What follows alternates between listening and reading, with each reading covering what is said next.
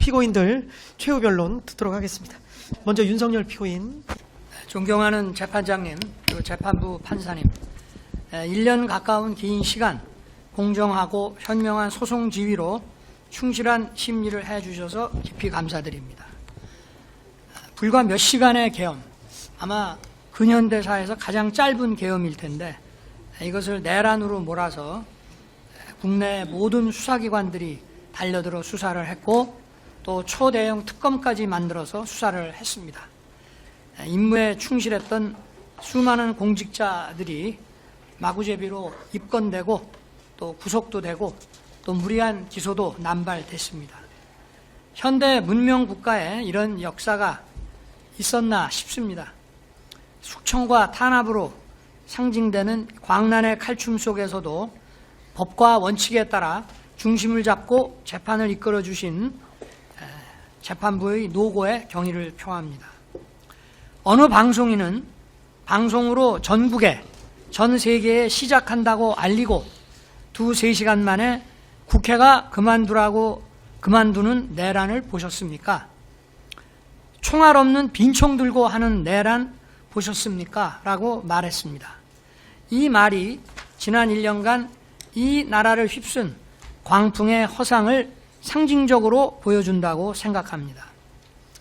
이 사건 공소장은 객관적 사실과 기본적인 법 상식에 맞지 않는 망상과 소설입니다. 저도 과거 26년간 수사와 공판을 담당했지만 이렇게 지휘 체계도 없이 중구난방으로 여러 기관들이 미친 듯이 달려들어 수사하는 것은 처음 봅니다. 지휘 체계도 없고 무조건 내란이라는 목표로 수사가 아닌 조작과 왜곡을 해왔습니다. 우리나라를 오래전부터 지배해온 어둠의 세력들과 국회에서 절대 다수 의석을 가지고 있는 민주당의 호루라기에 맹목적으로 달려들어 물어뜯는 이리떼들의 모습이라는 생각이 듭니다. 이런 이리떼들의 내란물이 먹이가 된 바로 그 비상계엄령을 저는 2024년 12월 3일 밤 10시 30분경에 선포하였습니다. 반국가 세력, 체제 전복 세력, 외부 주권 침탈 세력과 연계하여 거대 야당 민주당이 거짓 선동으로 여론을 조작하고 국민과 정부 사이를 이간질하며 반헌법적인 국회 독재를 벌이고 헌정을 붕괴시키고 국정을 마비시켜 나라가 망국의 위기에 처하도록 했습니다. 저는 대한민국의 독립과 국가 계속성, 헌법 수호에 막중한 책무를 이행해야 하는 대통령으로서 이러한 국가 비상사태를 주권자인 국민에게 알리고 이를 극복하는 데 함께 나서 주십사 호소하고자 비상계엄을 선포했습니다. 나라의 위기가 초래된 상황이 바로 국회입니다. 그렇다면 다른 방법이 없습니다. 주권자인 국민을 깨우는 일 이외에 다른 방법이 없습니다. 특검에서는 제가 무슨 개헌을 해가지고 장기 독재의 발판을 마련하기 위한 친위 쿠데타를 했다고 하는데 그러면 거기에 관한 정부적인 시나리오를 좀 제시를 해 보십시오. 개헌을 어떻게 하며 그리고 보통은 과거에 이런 그 소위 쿠데타성 장기 독재 내지는 권력 장악에서의 이 개헌이라는 거는 국회를 해산시키고 국민 투표로서 밀어붙여서 했지만 오늘날 우리 국민이 이런 국민 투표에 녹록하게 응할 사람이 어디 있습니까? 한번 그 시나리오를 한번 좀 얘기를 해 보십시오. 그러니까 망상이고 소설이라는 것입니다. 국민들께서 주권자가 제발 좀 정치와 국정에 관심을 가지고 이러한 망국적 폐악에 대해서 감시 견제를 해달라는 호소였습니다. 국회 경비와 질서 확보를 위해 투입된 소수 병력 중 일부는 비무장 상태로 국회 담벼락 아래 앉아 있었고 일부는 빈총만 들고 국회 마당에 수천 명의 군중에 둘러싸여 폭행을 당했습니다. 누구도 국민을 억압하거나 국회의원들의 계엄 해제 요구 의결을 위한 의사 일정을 방해하지 않았습니다. 본회의에 출석하고자 한 의원들은 대부분 다 들어갔습니다. 계엄 기준 시인 밤 11시로부터 2시간 만인 새벽 1시 3분에 190석의 찬성으로 계엄 해제 요구가 신속하게 아마 전 세계에서 가장 빠르게 의결됐습니다. 특전사 92명과 수방사 15명이 밤 12시 무렵에 국회 경내로 들어갔지만 이미 엄청난 인파가 들어와 있었고 약 4,000명이 넘는 인파에 비해 군은 너무나 소수여서 질서 확보 업무조차 제대로 하지 못했습니다. 뒤늦게 추가 병력이 국회 인근에 도착했지만 바로 계엄 해제 요구 의결안이 통과되자 전 병력은 즉각 철수했습니다. 선관위에는 계엄법 7조에 의한 사법행정사무관장 권한에 따라 선거관리 시스템의 보안 점검을 하려고 들어갔지만 시간과 준비 부족으로 서버 장비 사진만 찍고 나왔습니다. 그동안 선거 소송에서 가짜 투표용지가 다량 발견됐고 불과 1년 전인 23년 하반기 국정원의 보안 점검 결과 선관위는 국가기관이 갖춰야 할 기준에 현격히 미달하고 외부 해킹에 무방비한 심각한 상황이 드러났기 때문입니다. 이제는 국민들도 이런 사실을 다 알고 계십니다. 선거제도는 대의민주주의의 통치 질서를 형성하는 핵심적인 제도이고 민주주의의 역사는 바로 투표권 쟁취의 역사입니다. 자유민주국가에서 선거 관리는 투명성과 공정성이 확실하게 담보되어야 합니다. 그럼에도 불구하고 선관위가 투명하고 공정한 검증을 거부하고 있었기에 선거관리의 중요성과 국민적 관심을 고려해서 점검하도록 한 것입니다. 공정한 선거는 국민 통합의 기초가 됩니다. 당연히 국가 안보와 번영의 주축도림은 더 이상 설명할 필요가 없습니다. 이들이 국헌을 문란하게 했습니까? 폭동을 일으켰습니까? 아까 얘기한 것처럼 개헌을 통해서 장기 집권을 하려고 그러면 결국은 국회를 해산해야 되는데 국회를 해산하거나 또는 국회가 준영구적으로 기능이 정지되도록 할 만한 어떤 계획을 세우거나 한 것이 없습니다. 또 폭동이라고 하는 것은 그러한 국헌 문란의 목적에 쓰이는 폭동이어야 되는데 그런 폭동 자체가 없었습니다. 이 내란이라는 것은 뭐 집합범죄이기 때문에 누가 뭔 짓을 하든지 간에 다 똑같이 책임을 진다. 맞습니다. 그러나 기본적인 이 국헌 문란과 이 폭동이라고 하는 이 범죄의 고의는 같이 가지고 있어야만 되는 것입니다. 여기에 가담했다고 하는 오늘 이 자리에 있는 이 피고인들도 이런 고의가 전혀 없는 사람들입니다.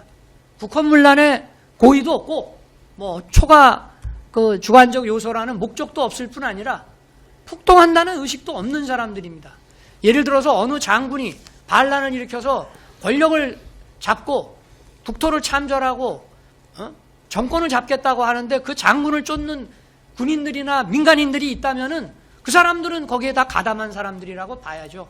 그러나 대통령이 헌법에 따라서 내린 비상계엄에 대해서 그 계엄 사무를 맡았거나 지원 업무를 했다고 해서 이렇게 얘기하는 것은 그건 그야말로 망상이고 소설일 뿐입니다. 계엄 선포 시부터 해제 시까지 6시간 걸렸습니다. 새벽에 계엄 해제를 위한 국무회의를 소집하는데 시간이 좀 지체됐습니다. 국회의 계엄 해제 요구 결의안이 통과됐는데 대통령이 국방부 지하에서 국회법 책이나 보고 앉아가지고 국무회의 소집을 태만히 했다 하는데 그렇지 않습니다. 비서실에서 벌써 국무회의 소집을 시작했습니다. 그렇지만 이게 새벽에 나오는데 시간이 좀 걸린 것뿐입니다. 그래서 국무위원들이 빨리 안 오기 때문에 일단 국방장관과 계엄사령관을 불러서 군의 계엄 상황을 먼저 종료시키라고 했고 그래도 기다리는데 국무위원 소집이 다 안 되다 보니 제가 먼저 계엄 해제 대국민 담화를 했습니다. 국민들께서 처음에는 이런 과거와 같은 계엄도 아니고 이런 계엄을 도대체 대통령이 왜 선포했는지 어리둥절해 하셨습니다. 그러나 얼마 지나지 않아 많은 국민들이 나라가 얼마나 절박한 상황이 됐는지 알게 되셨습니다. 이게 특검에서는 장기 독재를 위한 장기 독재요. 임기를 제대로 마무리하는 일도 지금 숨이 가쁜데 장기 독재를 뭘 어떻게 한단 말입니까? 시켜줘도 못합니다.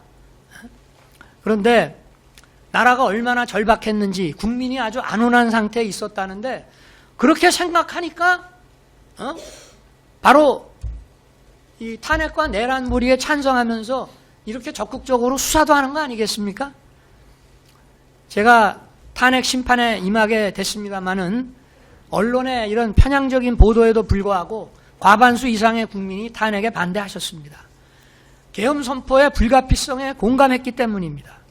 저는 지금도 많은 국민들께서 말씀을 하시는 분도 있고 안 하시는 분도 계시지만 마음속으로는 많은 분들이 여전히 그런 생각을 하고 계신다고 생각하고 있습니다. 12.3 비상계엄은 과거 권위주의 정부 시절에 그런 계엄과 같이 국민을 억압하는 군사 행정 독재가 아니라 자유와 주권을 지키고 헌정을 살리기 위한 것입니다. 저를 탄핵 인용한 헌재 재판소, 헌법재판소조차도 앞에서 이미 인용이 됐지만 행정부 수반이자 국가 원수인 대통령이 야당 전횡으로 국정이 마비되고 국익이 현저히 저해되어 가고 있다고 인식해서 국익이 현저히 저해된다는 것은 핵심 국익을 계속 저해한다는 건 뭡니까? 애국 세력입니까? 반국가 세력입니까? 이런 상황을 타개해야 한다는 막중한 책임감을 느끼게 된 것으로 보인다. 그래서 계엄 선포 그리고 그에 수반한 조치, 그 수반한 조치가 뭡니까? 국회에 질서유지 병력을 투입하고 선관위에 보안 점검 인력을 투입한 것이 계엄 선포에 수반한 후속 조치입니다. 딱 두 가지 했습니다. 국정 최고 책임자로서 피청구인이 가지게 된 이런 책임감에 바탕을 둔 것으로 이해할 수 있다라고 설시했습니다. 계엄에 반대하든 찬성하든 이것은 폭동과 국헌문란하고는 관계가 없다는 얘기입니다. 체제 전복 세력과 반국가 세력들 우리나라 많습니다. 없습니까? 엄청나게 많습니다. 2022년 3월 대선 직후부터 아직 취임도 하지 않은 대통령 당선인을 상대로 선제 탄핵 시위를 벌이기 시작했습니다. 대선 불복이었습니다. 12.3 비상계엄 선포 전까지 무려 178회의 퇴진 탄핵 시위가 지속적으로 이어졌고 적의 적은 같은 편이다라고 해서 이 집회에는 거대 야당인 민주당 인사들도 연단에 섰습니다.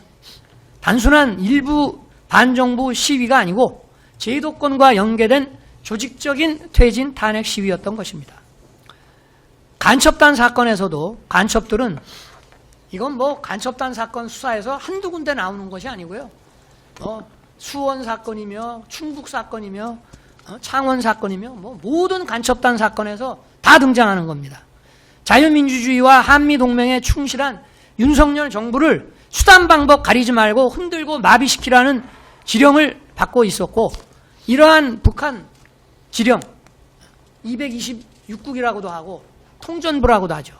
전파 공유하면서 쉴 새 없이 국내의 많은 세력들과 국론을 분열시켜왔고 민주당도 결국은 윤석열 정부 흔드는데 이들과 연계해서 민주당은 뭐냐? 국회의원으로서의 권한이 있기 때문에 헌법상 입법부의 권한을 남용해서 공직자들을 줄탄핵하고 입법 예산 폭거를 하면서 국정을 마비시켰습니다.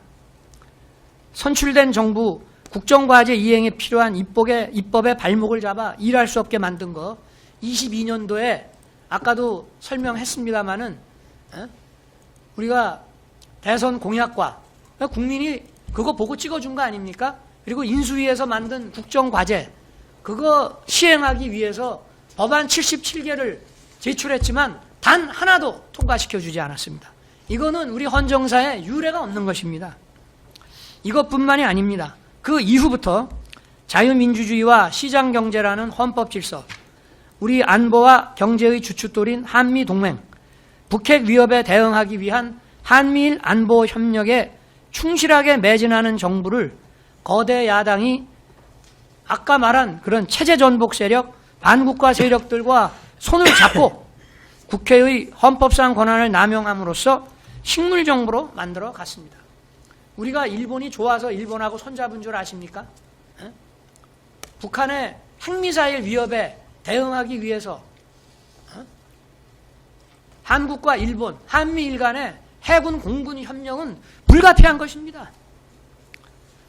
특히 북핵 위협에 대응하기 위한 한미 동맹을 핵 기반으로 강화했습니다. 그게 바로 23년 국빈 방문 때 맺었던 워싱턴 선언입니다. 또 한미일 해공군 협력을 통해서 공동으로 북한의 미사일에 대응하는 것을 집요하게 방해했습니다. 2024년 여름에 북한의 우크라이나전 대규모 참전과 이에 대한 대가로 러시아의 지원이 있었습니다. 이것이 우리 안보에 심각한 경고등을 켜게 만들었습니다. 첨단 무기 기술과 자금이 들어오게 된 것입니다. 또 현대전의 총알하고 하는 이 드론전 참관도 매우 기묘한 상황이었습니다. 신원식 당시 국방장관이 우크라이나 전선에 모니터 팀을 파견하려고 했습니다. 거대 야당은 극력 반대하며 신원식 장관의 탄핵을 추진했습니다. 법사위에서부터 시작했습니다. 북중러 편에 서서 국방장관을 쫓아내겠다고 한 것입니다. 결국 그만뒀습니다. 그리고 신원식 장관이 안보실장으로, 경호처장이 국방장관으로, 안보실장은 여러 가지 이유 때문에 장관급 대통령 외교안보 수석 비서관으로 순환 발령을 낸 것입니다. 그런데 이러한 인사가 무슨 계엄과 내란을 위한 인사라고 하는데, 그러니까 소설이고 망상이라고 하는 것입니다. 자유민주주의에 충실하게 나가려는 정부가 아무 일도 못하게 경제와 민생에 관한 입법을 거부하면서 위헌적인 법률을 양산하고 안보와 경제를 짓밟았습니다. 핵심 국익을 훼손하는 법률을 반복 상정함으로써 대통령의 거부권을 유도해서 국론 분열을 야기했습니다. 국정원의 대공수사권 폐지에 이어서 국가보안법 폐지를 추진함으로써 체제 전복을 빌드업했습니다. 국보법이 폐지되면 인공기 흔들고 다니고 차에다 부착하고 다녀도 아무 문제 안 되는 거 아시죠? 국가기밀과 첨단 산업 기술이 중국으로 줄줄이 유출되는 심각한 현실에서 간첩죄 개정도 반대했습니다. 중국의 반간첩법에 대한 최소한의 상호주의 대응도 못하게 했습니다. 국가안보에는 방산기술과 산업인프라 확충, 방산시장 확대와 방산협력 국가 간의 연대가 매우 중요합니다. 거대 야당이 장악한 국회는 방산 수출에 국회 동의를 받으라는 법안을 추진해서 자유진영 국가들과의 안보 협력에 칼을 들이대고 북중러가 반대하는 방산 수출에 제동을 걸고 방산기술 보완을 위태롭게 했습니다. 지금은 방산 수출할래도 쉽지 않습니다. 우리 방산 수출하는 이 무기의 핵심 기술들이 대부분 미국 겁니다. 미국이 오케이 안 해줍니다. 지금은. 핵심적인 안보 예산에 대한 거대 야당의 폭거를 보면 기가 막힙니다. 북한의 핵과 미사일 공격에 신속하게 대응하기 위한 감시 정찰 자산과 미사일 방어 요격 시스템 사업 예산을 대폭 삭감해서 사업 추진이 불가능하게 만들었습니다. 북핵과 미사일에 대한 확실한 대응은 안보뿐만이 아니라 국가 위험도를 줄임으로써 투자 유치와 경제 활성화에 매우 기여한 것입니다. 또 국방 인력의 허리에 해당하는 부사관과 초급 간부에 대한 열악한 처우로 이 사람들이 전부 퇴직을 합니다. 이건 매우 중요한 일입니다. F-35 몇 대 가지고 있는 것보다 이런 전문성 있는 인력을 장기 근무로 유도하는 것이 우리 국방력 강화에 또 국방력이 훼손되지 않게 막는 것에 아주 결정적으로 중요한 것입니다. 이러한 처우 예산도 틀어 막았습니다. 배정된 예산이 국민 세금 부담이 그렇게 큰 것도 아니었습니다. 누구 얘기를 듣고 이런 것을 실행하는 건지 이러한 핵심 예산만 딱딱 집어내서 삭감하는 것에 기가 찰 노릇이었습니다. 치안 예산과 관련해서 대표적인 부분은 마약 수사입니다. 요거 한 가지만 얘기하겠습니다. 치안에 대해서는. 마약 수사를 막기 위한 인건비 삭감과 특활비 폐지입니다. 이거 수백억입니다. 민주당 정부 때에도 마약 수사 조직을 경찰로 일원화했습니다.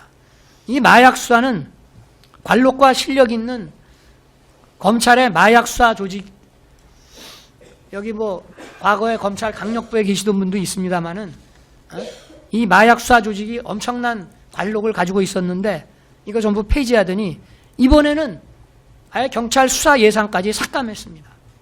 마약은 미래 세대를 병들게 하는 것뿐만이 아닙니다. 여러분 혹시 초안전이나 하이브리드전 책을 읽어보셨는지 모르겠지만 마약 시장을 장악한 세력은 모든 범죄 시장을 장악합니다.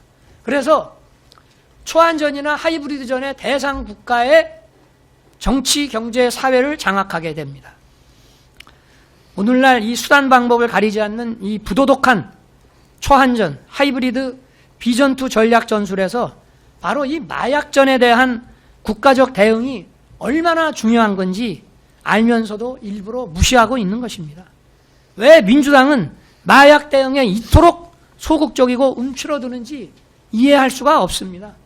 이 마약 수사라고 하는 것은 단순한 마약의 문제가 아니라 이건 국가적 대응으로 확실하게 국가 안보 차원에서 막아야 되는 것입니다.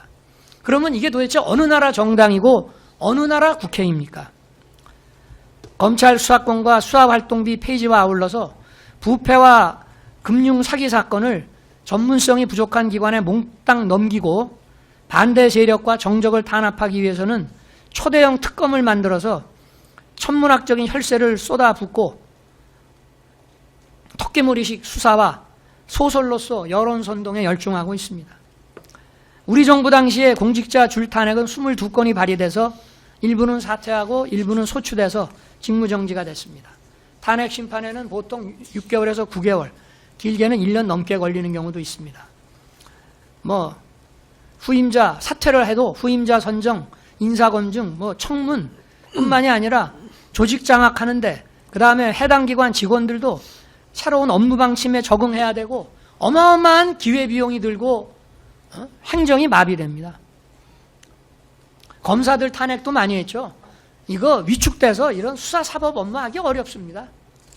그리고요, 저도 검찰에 있을 때 징계도 받아보고 3번이나 징계를 받았습니다. 제가 수사를 하다가. 그런데 이 검사에 대한 압박은요, 판사도 여기에 대해서 간접적으로 위축되고 압박을 느낍니다. 우리 헌정사 70년간 공직자 탄핵 발의, 특히 소추는 거의 없었습니다. 우리 정부에서만 비상계엄 전까지 22건, 저에 대한 탄핵 결정 전까지는 무려 30건에 이릅니다. 저를 탄핵 소추한 다음에는 총리를 탄핵 소추하고 부총리까지 탄핵하려고 했습니다. 헌법재판관 임명 때문에 그랬습니다. 이게 과연 정상적입니까? 제가 탄핵 소추 결정이 나고 나서 후임 헌재 재판관 임명 때문에 내각을 줄탄핵하겠다고 했습니다. 또 대법원장 탄핵 얘기까지 나왔습니다. 국회에서 다수 의석만 가지면 입법 예산 폭거와 무고한 공직자 줄탄핵을 마음껏 하라고 대한민국 헌법이 허락했습니까? 이것은 분명한 헌법상 권한남용이고 헌법의 정신과 취지에 명백히 위반되는 반헌법적인 것입니다. 그러면 이러한 반헌법적인 국회 독재를 왜 우리 정부를 상대로 이렇게 집요하게 벌였다고 생각하십니까? 자유민주주의 체제, 자유시장경제 체제, 자유진영과의 연대라는 헌법상 지향해야 될 국가 노선을 뒤엎기 위한 것 아닙니까? 체제의 전복을 노리는 거 아닙니까? 감사원장과 서울중앙지검장 탄핵을 추진하는 것을 보고 저는 경악했습니다. 감사원장 최재해 씨는 감사 전문가로 민주당 정부에서 임명한 비정치적인 사람입니다. 당시에 선관위가 벌인 초유의 채용비리 사건, 권익위를 통해서 감사원이 감사를 하고 있었고, 또 민주당 정부 시절 사드 배치 관련 기밀 유출에 대한 감사를 진행해서 검찰에 수사 의뢰를 했습니다. 이처럼 반드시 필요하고 적법한 감사에 대해서 감사원장 탄핵으로 감사원 업무를 방해했습니다. 이런 사정을 보면 선관위와 민주당의 유착, 또 간첩 이적 행위에 대한 민주당의 조직적 비호, 이걸 대놓고 드러내는 것이라고 생각할 수밖에 없지 않습니까? 또 헌법기관장인 감사원장을 탄핵한다는 것은 한마디로 헌정 시스템을 뒤엎겠다는 겁니다. 헌법재판소에서 한 200m 정도 올라가면 감사원이 있습니다. 점심시간에 서로 만납니다. 그런 감사원장을 헌재 탄핵 심판정에 세우겠다는 얘기입니다. 전국의 모든 공직자, 산하기관, 국영기업체, 금융위, 공정위, 금감원 이런 데를 감사하는 감사원장이 무슨 해임 사유가 될 만한 비리가 있는 것도 아닌데 탄핵해서 직무정지를 시킨다면 단순한 감사원만이 아니라 모든 국가 행정과 행정을 적법하고 효율적이게 만드는 공직기강이 도대체 어떻게 되겠습니까? 우리 헌정사는 물론 세계 헌정사에도 초유의 일입니다. 중앙지검은 부패, 경제 등 중요 사건의 50% 이상을 다루는 핵심 수사 사법기관입니다. 자신들의 부패를 수사하는 검사들을 압박하고 줄 세우기 위해 탄핵을 추진하는 것을 보고 이제는 판사를 겁박만 하는 것이 아니고 판결이 마음에 안 들면 판사도 이제 막 탄핵하겠구나 생각이 됐습니다. 이제는 막장까지 온 겁니다. 사법부의 독립은 저는 그렇게 얘기합니다. 자유민주주의의 시작이라고 저는 생각합니다. 사법부 독립이 무너지면 오늘날 베네수엘라 같은 독재국가 보십시오. 어떻게 해서 독재 권력을 만들어냈습니까? 바로 사법부를 장악해서 독재 권력을 만들어냈습니다. 사법부의 독립이라는 것은 자유민주주의의 시작입니다.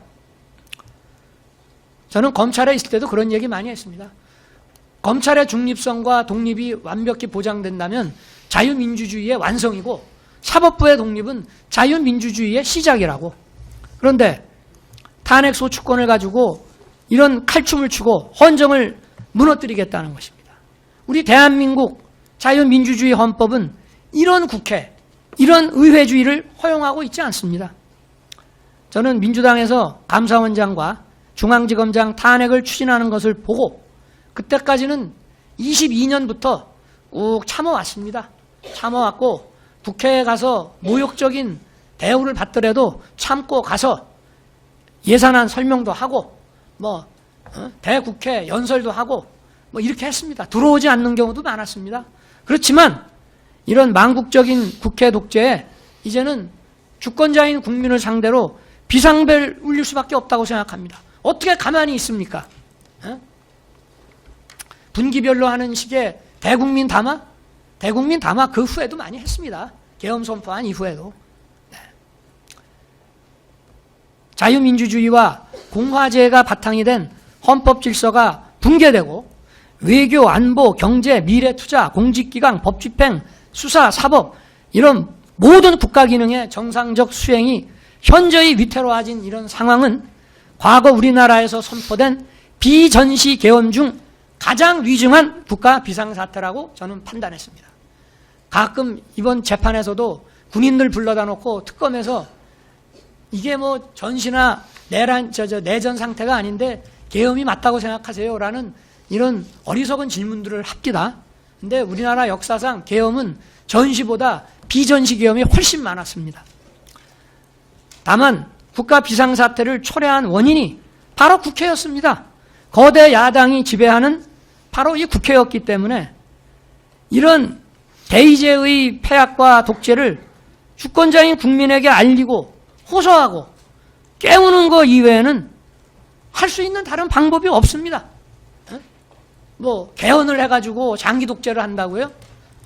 그거 정말 좀 미리 알려주시지 그랬습니까? 어떻게 하는지 좀 배워보게.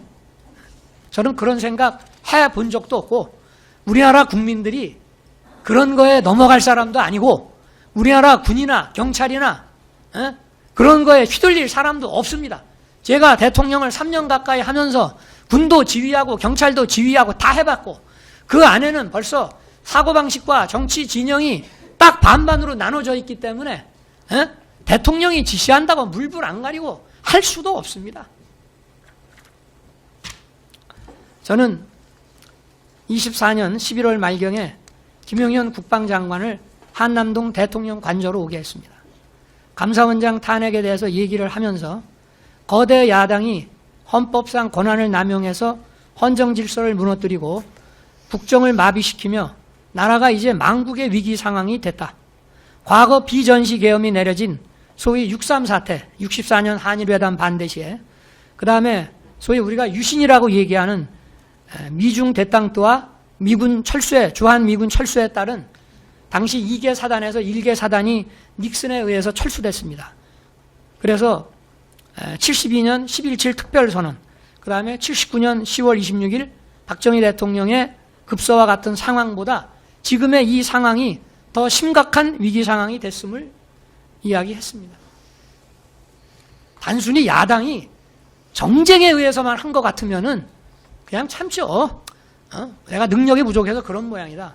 그런데 반국가 세력, 체제 전복 세력들하고 같이 손을 잡고 빌드업을 해 나가지 않습니까?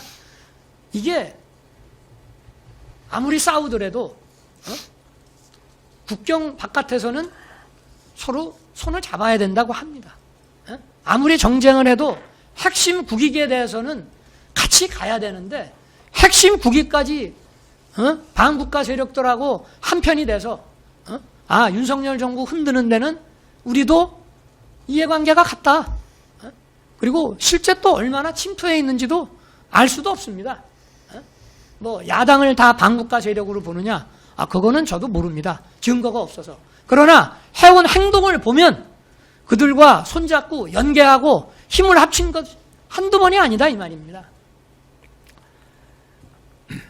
거대 야당이 헌법상 권한을 남용해서 헌정을 파괴하고 있지만 나는 헌법상 대통령의 국가긴급권을 헌법의 틀 안에서 행사하겠다. 주권자인 국민에게 호소해서 깨우고 각성하게 하겠다. 이런 얘기를 했습니다. 그리고 헌법상 국가 비상사태 선언은 비상계엄 선포입니다. 바로. 비상계엄 선포라는 것은 나라가 비상사태에 놓여 있다는 것에 대한 선언입니다. 그리고 나머지 군사 행정적인 것은 바로 헌재가 얘기하는 그 후속 조치입니다. 그래서 합참 근무도 많이 하고 또 이런 계엄 매뉴얼도 잘 아는 김용현 장관한테 검토해서 보고해달라고 지시했습니다. 그러나 대통령의 기본적인 가이드라인은 몇 가지 분명히 했습니다. 자, 이거는 과거 계엄하고는 다르다. 과거 계엄처럼 할 수도 없어요. 제가 군을 이때까지 2년 6개월을 지휘를 했지만 군 인사도 많이 해봅니다마는 이런 과거 계엄같이 하고 싶어도 할 수가 없습니다. 대한민국에서는. 이런 여소야대 상황이기 때문에 아마 계엄 해제가 짧으면 반나절, 길면 하루 안에 계엄 해제 요구가 될 것이니까 그걸 염두에 둬야 된다. 그래서 또 실시간 방송을 통해서 계엄 선포 대국민 담화를 할 것이다. 그리고 여기 250에서 280명으로 두 개 팀 구성 얘기가 나오는데 이게 보병 2개 중대 규모가 얼마냐고 제가 물어보니까 250이라고 하더라고요. 이게 뒤에서 보는 바와 같이 제가 안전사고 때문에 부사관 이상 사병은 투입하지 말라고 하니까 그럼 편제를 거기에 맞추려고 하면 딱 250에 못 맞춘다. 280 정도까지는 돼야 된다 해서 250에서 280명으로 두 개 팀을 구성해서 한 개 팀은 국회에 몰려들 인파들에 대한 질서 유지, 한 개 팀은 몇 군데 선관위 전산 시스템 서버 소재지에 각각 나눠서 몇십 명씩 보내서 보안 시스템을 점검하고 국정원이 1년 전에 지적했던 망분리, 방화벽, 비밀번호 문제 등이 시정됐는지 이것만 확인해보라고 했습니다. 또 출동병력에 대해서는 실탄은 절대 소지하지 말고 부사관 이상으로, 그 다음에 중요한 거 계엄선포 대국민 담화를 한 후에 소속 부대에서 출발시켜. 절대 미리 출발시키지 말라고 했습니다. 이거는 뒤에 나오는 거와 마찬가지로 또 국회에 들어갈 사람들이 빨리빨리 들어가라는 것도 여기에 포함되어 있습니다. 미리 딱 대기해놨다가 이런 거 하지 말자 이런 얘기입니다. 또 국회에 투입되는 병력도 경비와 질서 유지를 하는 것이니만큼 국회의원과 국회 관계자의 출입과 업무는 지장 없도록 하라고 지시했습니다. 실제로 경찰 관계자 이 법정에서도 얘기를 했습니다마는 전화 국방장관한테 뭐 무슨 국회의원 출입 봉쇄해라 이런 얘기 들었다는 사람 있습니까? 저는 밤 11시 15분에 처음에는 이게 원래 국회 게이트라는 거는 생각도 안 했습니다마는 군은 아직 도착 안 하고 사람들은 몰려오니까 경찰에서 아마 질서확보 차원에서 일시 문을 닫았던 모양인데 서울청장이 법적으로 검토해 보니까 국회 관계자들은 신분확인해서 출입시켜야 된다. 그렇게 해서 보고가 오니까 잘했다. 그렇게 하라라고 했기 때문에 게이트는 늘 열려있다고 생각을 했고 그러나 10개의 게이트가 다 열려있다는 생각은 못했습니다. 저나 장관이나 공무원 시절에 국회 가보면 평상시에는 저녁 6시 이후에 일과 후가 되면 정문하고 의원회관 쪽에 경정문하고 그 옆에 문 정도 아마 저녁 식사하고 이렇게 횡단보도로 들어오는데 한 2개 정도 문으로 출입을 시키는 것으로 우리는 알고 있었기 때문에 몰랐습니다. 문이 10개나 되는지 그거를 일시에 열었다가 또 일시에 닫았는지 어찌됐든 하여튼 그렇습니다. 그리고 당시는 국회 회기 중이었기 때문에 상시 근무자와 몰려들 인파가 수천 명에 이를 것이기 때문에 250에서 80명 병력으로 질서 유지는 어려울 것이다. 국방장관도 10배가 들어가도 만만치 않을 것입니다라고 했지만 투입 규모가 많아지면 국회 관계자들이 불안감을 느낄 수도 있고 또 사람이 많다 보면 안전사고의 위험도 있기 때문에 일단 이 소수 투입 규모를 유지하라고 했습니다. 이거는 넘어가고요. 자, 실제 계엄선포 대국민 담화는 12월 3일 22시 23분에서 30분이었고요.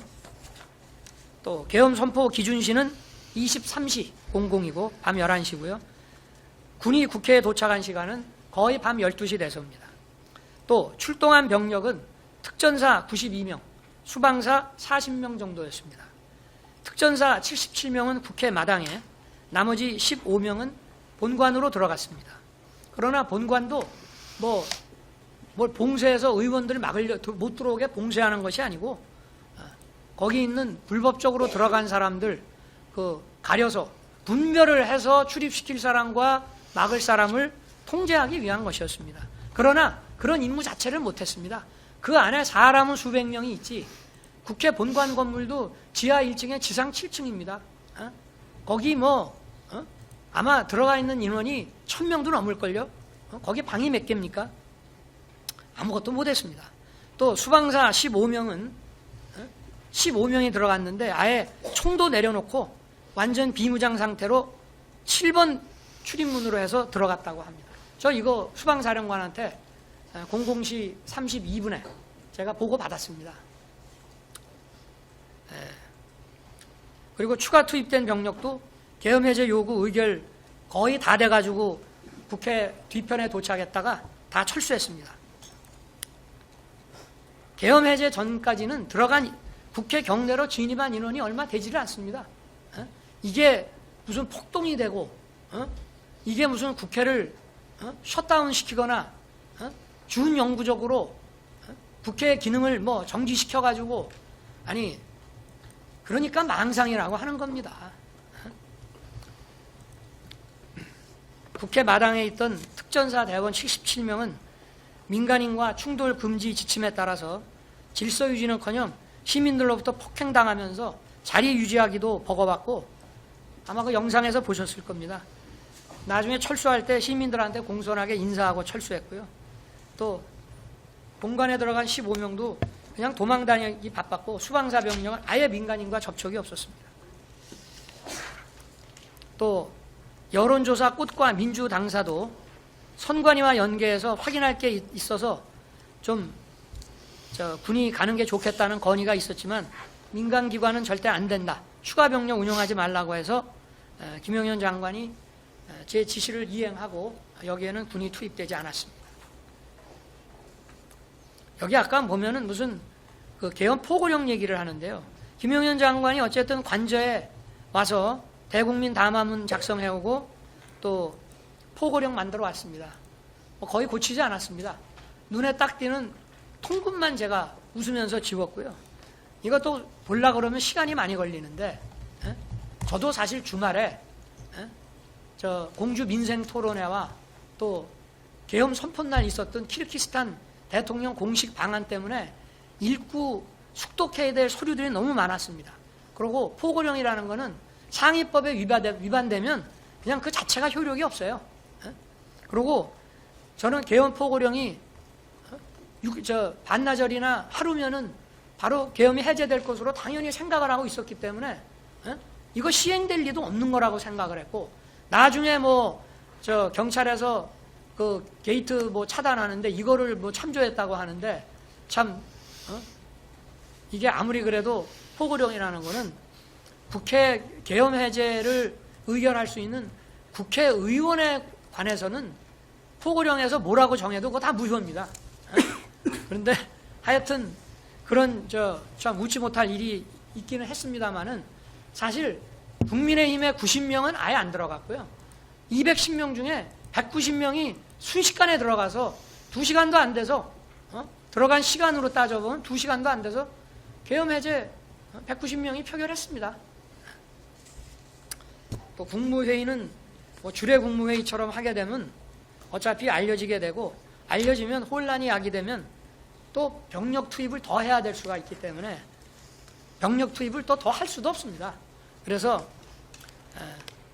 나중에 그 특전사가 국회 경내에서 시달리는 거 보고 좀 더 투입을 하라고 했습니다만은, 벌써 투입됐을 때 국회 후문 쪽에 왔는데 이미 계엄이 해제돼가지고 다 돌아갔습니다. 그래서 병력 투입 최소화를 유지하기 위해서 이렇게 이제 했고요. 그리고 국무총리, 외교, 국방, 통일, 행안, 법무, 그리고 대통령 이렇게 하면 기본적으로 이게 7명입니다. 여기에다가 최소 4명 더하면 정족수가 되는데 우리가 좀 더 불렀습니다. 그런데 2분은 조금 늦게 도착을 해서 시간이 좀 걸리는 바람에 못했고, 이게 사전에 국무회의 안 하려고 한 거 아니냐, 이것도 또 소설이에요. 왜냐? 국무회의를 하려고 했으니까 안보실장, 비서실장, 국정원장까지 부르지 않았습니까? 이 사람들 다 국무회의에 배석하는 사람이에요. 그리고 국정원장은 이게 계엄 관련 국무회의니까 국정원장 오라고 그런 겁니다. 미국에 있는 줄 알았더니 여기 있더라고요. 그래서 이제 왔었고, 아까도 그 사진에 보면 이쪽만 나오니까 국무위원만 보이지만 긴 사진을 보면 거기에 더 많은 사람이 앉아 있는 것을 볼 수가 있습니다. 거기 끝에는 경호처장도 앉아 있고요. 조태영 국정원장하고 다 있습니다. 거기. 그리고 원래 더 빨리 부르려고 했는데 총리하고 외교부 장관이 좀 하도 반대도 하고 저하고 좀 논쟁을 하고 하다 보니까 전화 거는 게 조금 늦어져서 시간이 좀 걸린 것 뿐입니다. 그리고 이 비상계엄 선포와 같은 국가 긴급권은 대통령이 독점적이고 배타적으로 행사하는 헌법상 권한입니다. 그래서 실체적, 절차적 그 요건 구비 여부에 대한 판단 역시 대통령에게 전속하는 것입니다. 그리고 국회의 계엄 해제 요구라는 정치적, 사후적 통제만 받습니다. 자, 이게 요건에 완벽하게 맞아. 그런데 국회가 부당하게 또는 위법하게 계엄을 해제하라고 하면 해제해야 됩니다. 이게 국가 상황이 계엄을 선포하지 않으면 안 되는 상황인데 국회가 그래도 해제하라고 위법부당하게 의결을 하면 해야 되는 겁니다. 마찬가지로 대통령의 계엄 선포도 정말 이것이 처음부터 국헌문란과 내란을 획책한 거 아니면은 계엄 선포 자체는 유효한 것이고, 그리고 그 유효함을 전제로 국회는 계엄 해제 요구를 하는 것입니다. 물론 계엄 선포 이후에 유혈 사태가 발생해서 개별 행위들에 대해서 그 상당성과 책임 문제를 논하는 것은 변론입니다. 그 내란무리 세력들은 제가 국회 본회의장에서 의원들을 끌어내라고 했다거나 정치인을 체포하라고 했다는 그런 선동을 해왔습니다마는 정말 하늘이 도와서 이 경호처 비화폰 통화 내역이 드러나면서 이 법정에서 모든 게 다 허위 조작인 게 다 드러났습니다. 저하고 통화를 몇 번 했다. 통화한 시각 정확하게 나왔습니다. 수방사 어느 참모가 들었다는 얘기, 아니 수방사령관하고 통화한 것이 25초, 29초, 16초, 25초입니다. 그게 다입니다. 그런데 법정에 와서 증언하는 거 보면은 앞뒤가 안 맞는 얘기를 합니다. 그러니까 이 통화 시각과 시간을 보면은 정확하게 알 수 있습니다. 여기 지금 이 자리에도 와 계시고, 뭐 아까 대통령의 뭐 내가 상피곤에서 뭐라고 얘기하고 싶지는 않습니다만은 대통령의 뭐 위법한 지시를 거부했다 하는데 위법한 지시를 한 적도 없고 할 수도 없었습니다. 왜냐? 제가 전화한 시간은 경찰에서 국회의원들을 자유롭게 신원 확인하고 통과시켜주는 그 시간에만 제가 전화한 거고요. 그리고는 1시간 10분 후에 표결 들어가고 전화를 했기 때문에 월담 의원을 잡아라, 체포해라, 뭐 국회의원을 체포해라, 그런 얘기를 한다는 자체가 미친 사람 아니고선 할 수가 없는 거죠. 그리고 경찰이나 군이요, 나하고 뭐 내가 옛날 무슨 하나회도 아니고, 내가 뭘 믿고, 물론 내가 임명한 뭐 장관급, 차관급 공무원이라고 하지만, 내가 뭘 믿고 택도 아닌 것을 부탁을 하겠으며 체포하면 그 다음 어떻게 할 겁니까? 자, 저는 김용현 장관에게, 김용현 장관이 그 사령관들한테도 계엄 선포를 알려주지를 못했습니다. 왜 그렇게 했느냐? 제가 12월 2일 월요일 날로 예정된 감사원장 탄핵 발의가 무산되면 계엄 선포도 없는 것으로 하자고 했기 때문에 그렇습니다. 중앙지검장이 탄핵되면 그걸 할 수 없다. 그러나 민주당이 감사원장 탄핵은 대단히 자기들도 부담스러울 것이다. 감사원장 탄핵만 안 하면 그냥 계엄 선포는 없었던 것으로 하자. 왜냐? 준비할 게 없었거든요. 김용현 장관하고 저 사이에 그 선포문, 그리고 자기가 그 계엄 매뉴얼에서 본 옛날 그 포고령, 그리고 뭐 국무회의 절차가 필요하다는 거, 그게 다예요. 그러니까 저하고 관저에 와서 얘기했지만 1시간 이상 대화한 적이 없어요. 실제로 아무 준비한 게 없는데 내 마음 바뀌면 안 하면 되는 것이고, 그래서 저 감사원장 탄핵 발의 안 하면 하지 말자 했습니다. 그리고 감사원장 탄핵 발의를 월요일 날 하면 화요일 날 선포한다. 많은 사람들이 그런 얘기를 합니다. 아니 왜 주말에 하던가 국회 회기 끝나면 하지 그랬냐? 아니 할 거면 당당하게 해야죠. 나도 헌법상 권한에 기해서 계엄 선포하면 국회가 계엄 해제 하려면 하라 이겁니다. 그리고 국회가 계엄 해제를 해줘야지. 안 하면 더 할 게 없는데 어떻게 할 거예요? 제가 군사재판 증언을 하러 갔더니 그 판사 한 분이 묻습니다. 국회가 계엄 해제 안 하려면 계엄 해제 할 생각이 있었냐? 네, 이렇게 답변했습니다. 그 생각할 여유도 없었다. 그냥 순식간에 계엄 해제가 돼가지고, 아니 예를 들어서 하루 저녁이라도 그냥 넘어갔으면, 제가 계엄법 국회법 책을 왜 가져오라 그랬냐면요, 방송을 보니까 우원식 국회의장은 아니 그래도 절차를 좀 밟읍시다. 원래는 이게 법사위도 한번 갔다가 올라오고 뭐 이래야 되는데 그냥 막바로 표결을 하자 이렇게 되니까 국회의장은 절차를 밟자 그러고 그냥 합시다 이래가지고 순식간에 계엄 해제가 됐어요.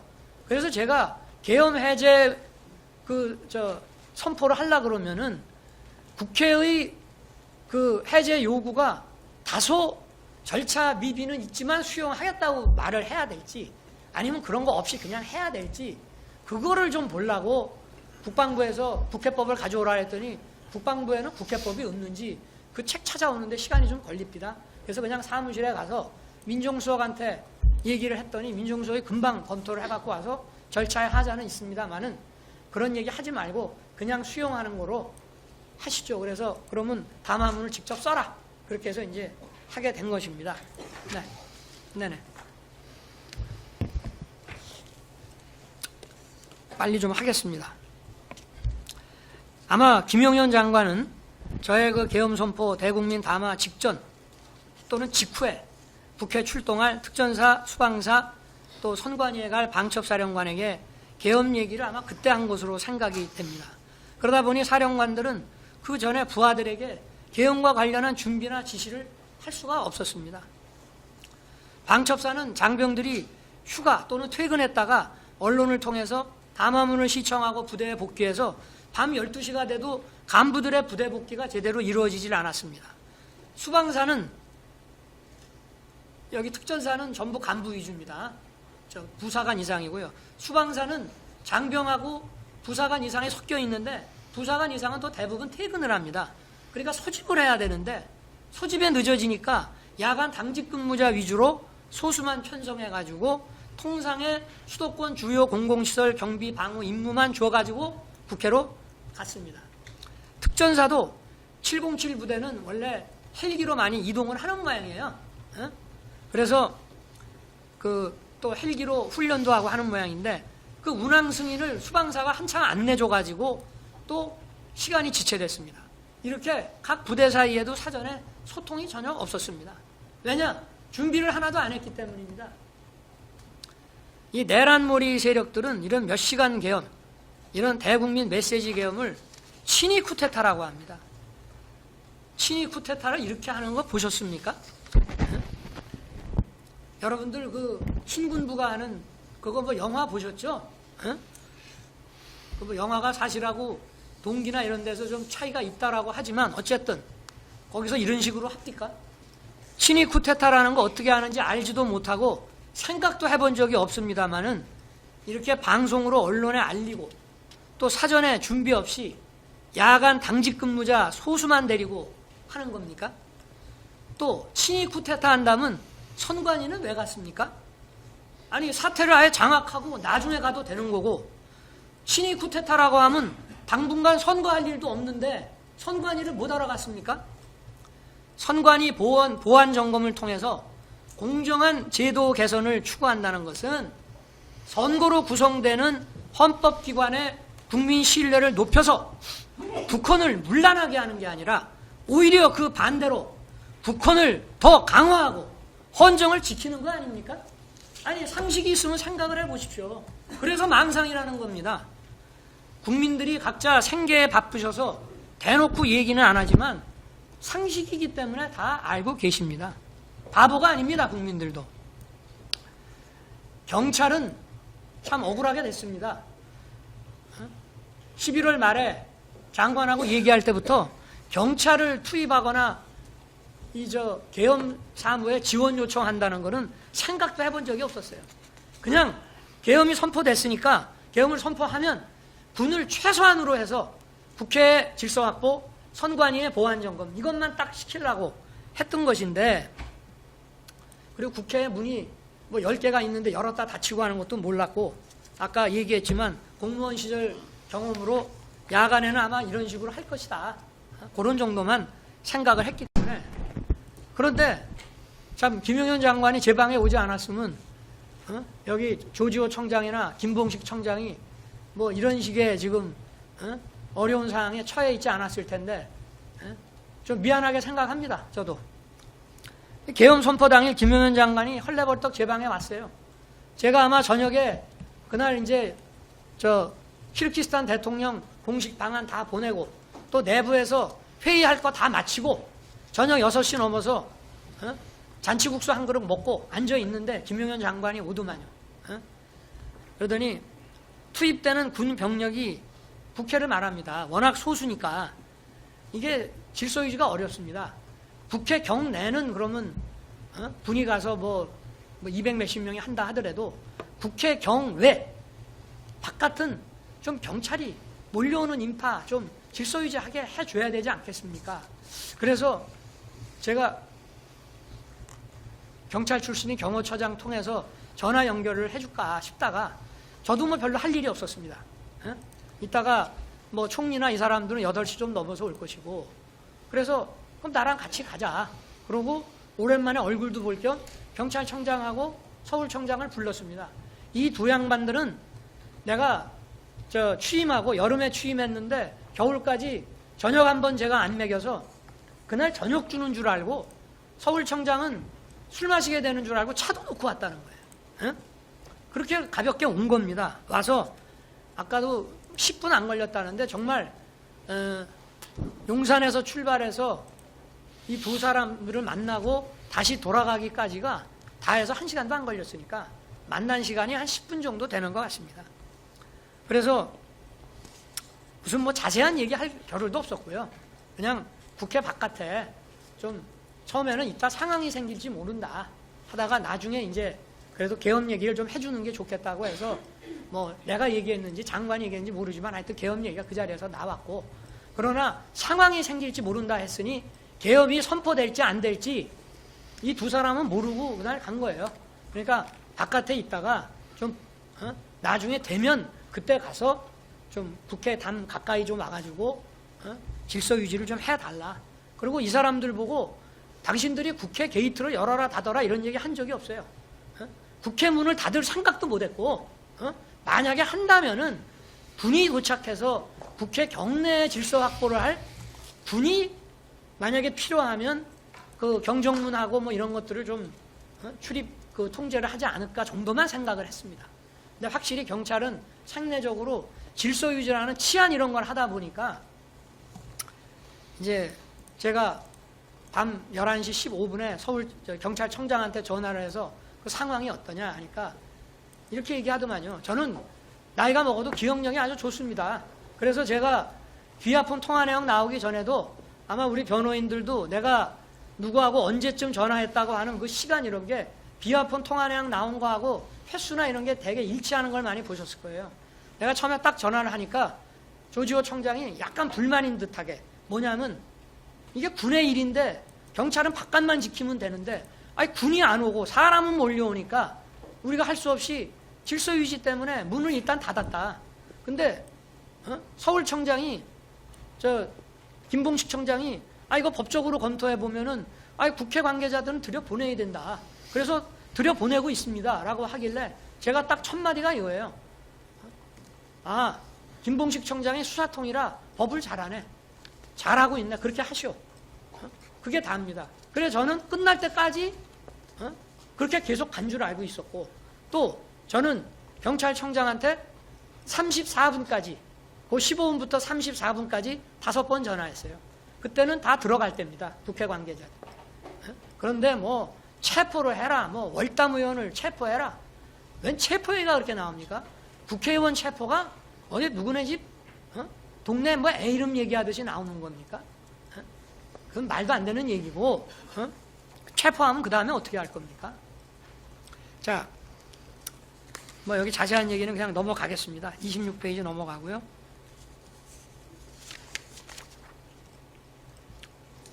네, 28페이지도 넘어가겠습니다. 이 법정에서 이미 다 신문을 했기 때문에. 그 다음에 제가 29페이지 보면은 어쨌든 계엄 해제 후에 의결 후하고 해제 후하고 조지호 청장하고 김봉식 청장한테 전화해서 경찰이 의원들 출입시키고 초동 조치 잘해서 계엄이 빨리 해제됐다라고 아주 일 잘했다고 격려 전화도 했습니다. 그리고 특전사령관이 그렇게 특전사가 마당에서 폭도들한테 그렇게 폭행당하고 그럼에도 불구하고 대응해서 물리력 행사 안 하고 그렇게 막기만 하고 나온 거 참 잘했다. 특전사가 참 잘해서 잘 끝났다라고 나중에 그런 엉터리 같은 얘기 할 줄은 모르고 장관 통해서 격려 좀 하라 그랬습니다. 그리고 수방사령관에게는 제가 계엄 해제 해제 요구 결의안이 통과되기 전에 4번 전화를 하는데요. 그게 23시 33분에 40초 합니다. 그거는 아직 도착 못했다. 가고 있다고요. 그 다음에 00시 32분에 29초 하고 00시 34분에 16초, 00시 36분에 25초 이렇게 12시 반경에 3번 통화를 하는데요. 첫 번째 통화는 아까 같이 무기 다 내려놓고 뭐 10몇 명 들여보냈습니다. 라는 보고를 받은 거고요. 그 다음에 자기가 자꾸 안으로 들어가려 하더라고. 수방사령관이. 그래서 경찰이 관리하는 문이 있다. 나는 이제 경정문인데 갑자기 경정문 이름이 생각이 안 나서 의원회관 쪽, 그쪽으로 가봐라. 거기 아마 경찰이 관리할 것이다. 라고 얘기를 했고, 또 수방사령관도 이 법정에서 하여튼 무슨 통화를 했는지가 잘 기억이 안 나지만 어쨌든 대통령하고 통화하고 나서 저도 저 김봉식 서울청장한테 전화한 거 보니까 그 얘기 들은 거는 맞는 것 같습니다. 이렇게 얘기를 하고 있습니다. 제가 이걸 책임을 떠넘기기 위한 것이 아니라 제가 알았으면은 만약에 야 포고령이고 뭐간에 다 집어넣어 라고 얘기를 했을 거예요.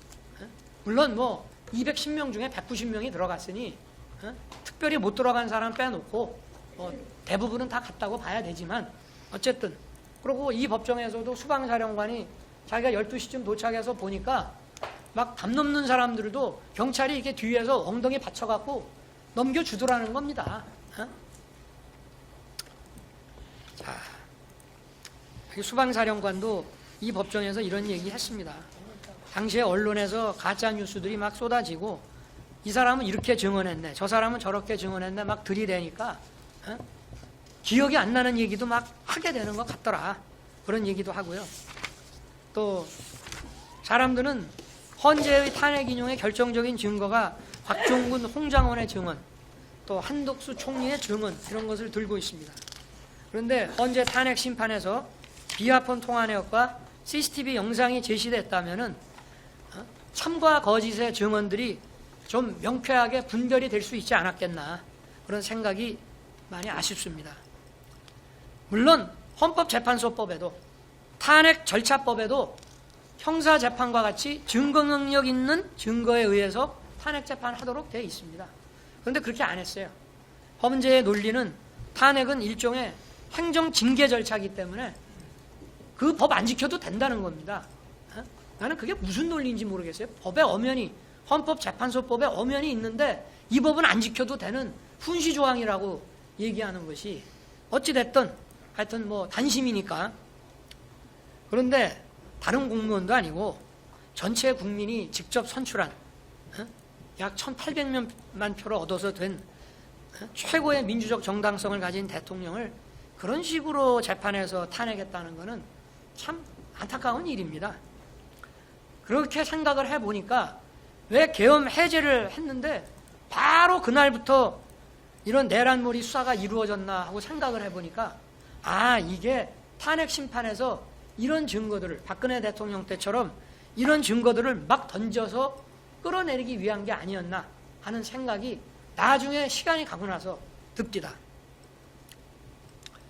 저는 계엄 해제 요구 국회 의결이 있자마자 하여튼 뭐 아까 같이 분을 철수시키고 국무위원 소집을 기다리다가 계엄사령관하고 장관을 불러서 분계엄 상황을 종료시키라고 했고 그래서 김용현 장관이 즉시 화상으로 전군 주요 지휘관 회의를 엽니다. 원래 이것도 국무회의 심의를 하고 대통령의 공식적인 계엄 해제 선언이 있어야 군이 계엄 상황을 종료시키는 전군 지휘관 회의를 하는 겁니다. 그러나 먼저 하라 그랬습니다. 그래서 아마 2시에서 3시 사이에 한 거로 알고 있습니다. 추경호 의원도 그런 얘기를 합니다마는 계엄 선포 후에 제가 추경호 국민의힘 원내대표한테 미안하다고 전화했습니다. 야당 상대하느라고 정말 고생 많이 했는데 보안 때문에 미리 알려주지 못해서 미안하다. 의원들은 걱정할 거 없다. 곧 끝난다. 그리고 추경호 의원도 대통령이 자기에게 전화해서 국회가 절차 밟아서 해제 요구 의결하면 즉시 해제한다 라고 제가 했다고 증언했습니다. 공소장에도 비슷한 얘기가 기재되어 있는 것으로 압니다. 저는 계엄 선포 전날인 2012년 2월에 공주 민생토론회와 산성시장 방문, 12월 3일 키르기스탄 대통령 공식 방한 행사를 모두 소화했습니다. 이 민생토론회는요, 한 2시간 이상 대통령이 직접 상대해야 되는 거기 때문에 이거 공부 많이 안 해가지고 자료 숙독 안 하고 가면 아주 생방송되면서 망신 떨기 딱 좋은 행사입니다. 거기다가 외국 대통령의 공식 방한은요, 그냥 비즈니스 런치가 아니고 국빈 방문하고 우리가 비용을 다 대주거나 또는 무슨 이런 거 몇 가지만 빼면은 똑같습니다. 소인수 회담부터 뭐 하는 게 똑같아요. 그래서 여기에 대해서도 준비해야 될 게 많은데 이거를 제가 토요일, 일요일 주말에 이거를 전부 소화를 하면서 시간을 보냈고요. 그러다 보니 김용현 장관이 가지고 온 거 꼼꼼하게 못 본 과오도 있습니다. 네, 다 했어요 이제. 네네. 그리고 이런 공주 민생 토론회와 키르기스탄 대통령 공식 방한 행사장에서 제 모습 언론에 나온 걸 보신 분들은 제가 어떤 긴장감이나 초조함 없이 자연스럽게 이런 것들을 소화했다는 것을 보여주고 있습니다. 키르기스탄 대통령이 2시에서 3시경에 갔는데 또 남아있는 내부 회의도 다 했습니다. 친위 쿠데타를 기획했다면은 이런 행사들을 연기했거나 아니면 계엄 선포일을 다른 날로 잡았을 것입니다. 더욱이 국회 회기 중이고 평일이어서 즉시 국회 본회의가 열릴 수 있다는 점을 생각을 하면 본회의를 무력화시키거나 방해할 의도가 만약에 있었다면 왜 이날 하겠습니까? 바보 아닌 이상이야. 박정희 대통령이 현직 대통령으로서 친위 쿠데타를 했죠. 유신으로. 그런데 친위 쿠데타 유신을 하기 위해서 무슨 화랑 사업인가 뭔가 하는 비밀 계획을 만들어 놓고 중앙정보부, 법무부 뭐 이렇게 해가지고 상당히 장기간 이 보안을 유지하면서 이걸 준비를 했습니다. 국회 해산했죠. 그리고 국민투표에 붙여서 유신헌법을 통과시켰고 그 유신헌법이 통과되고 거기에 따라서 72년 연말에 국회의원 선거를 임기 6년짜리를 했습니다. 상당히 장기간 해야 되는 겁니다, 이게.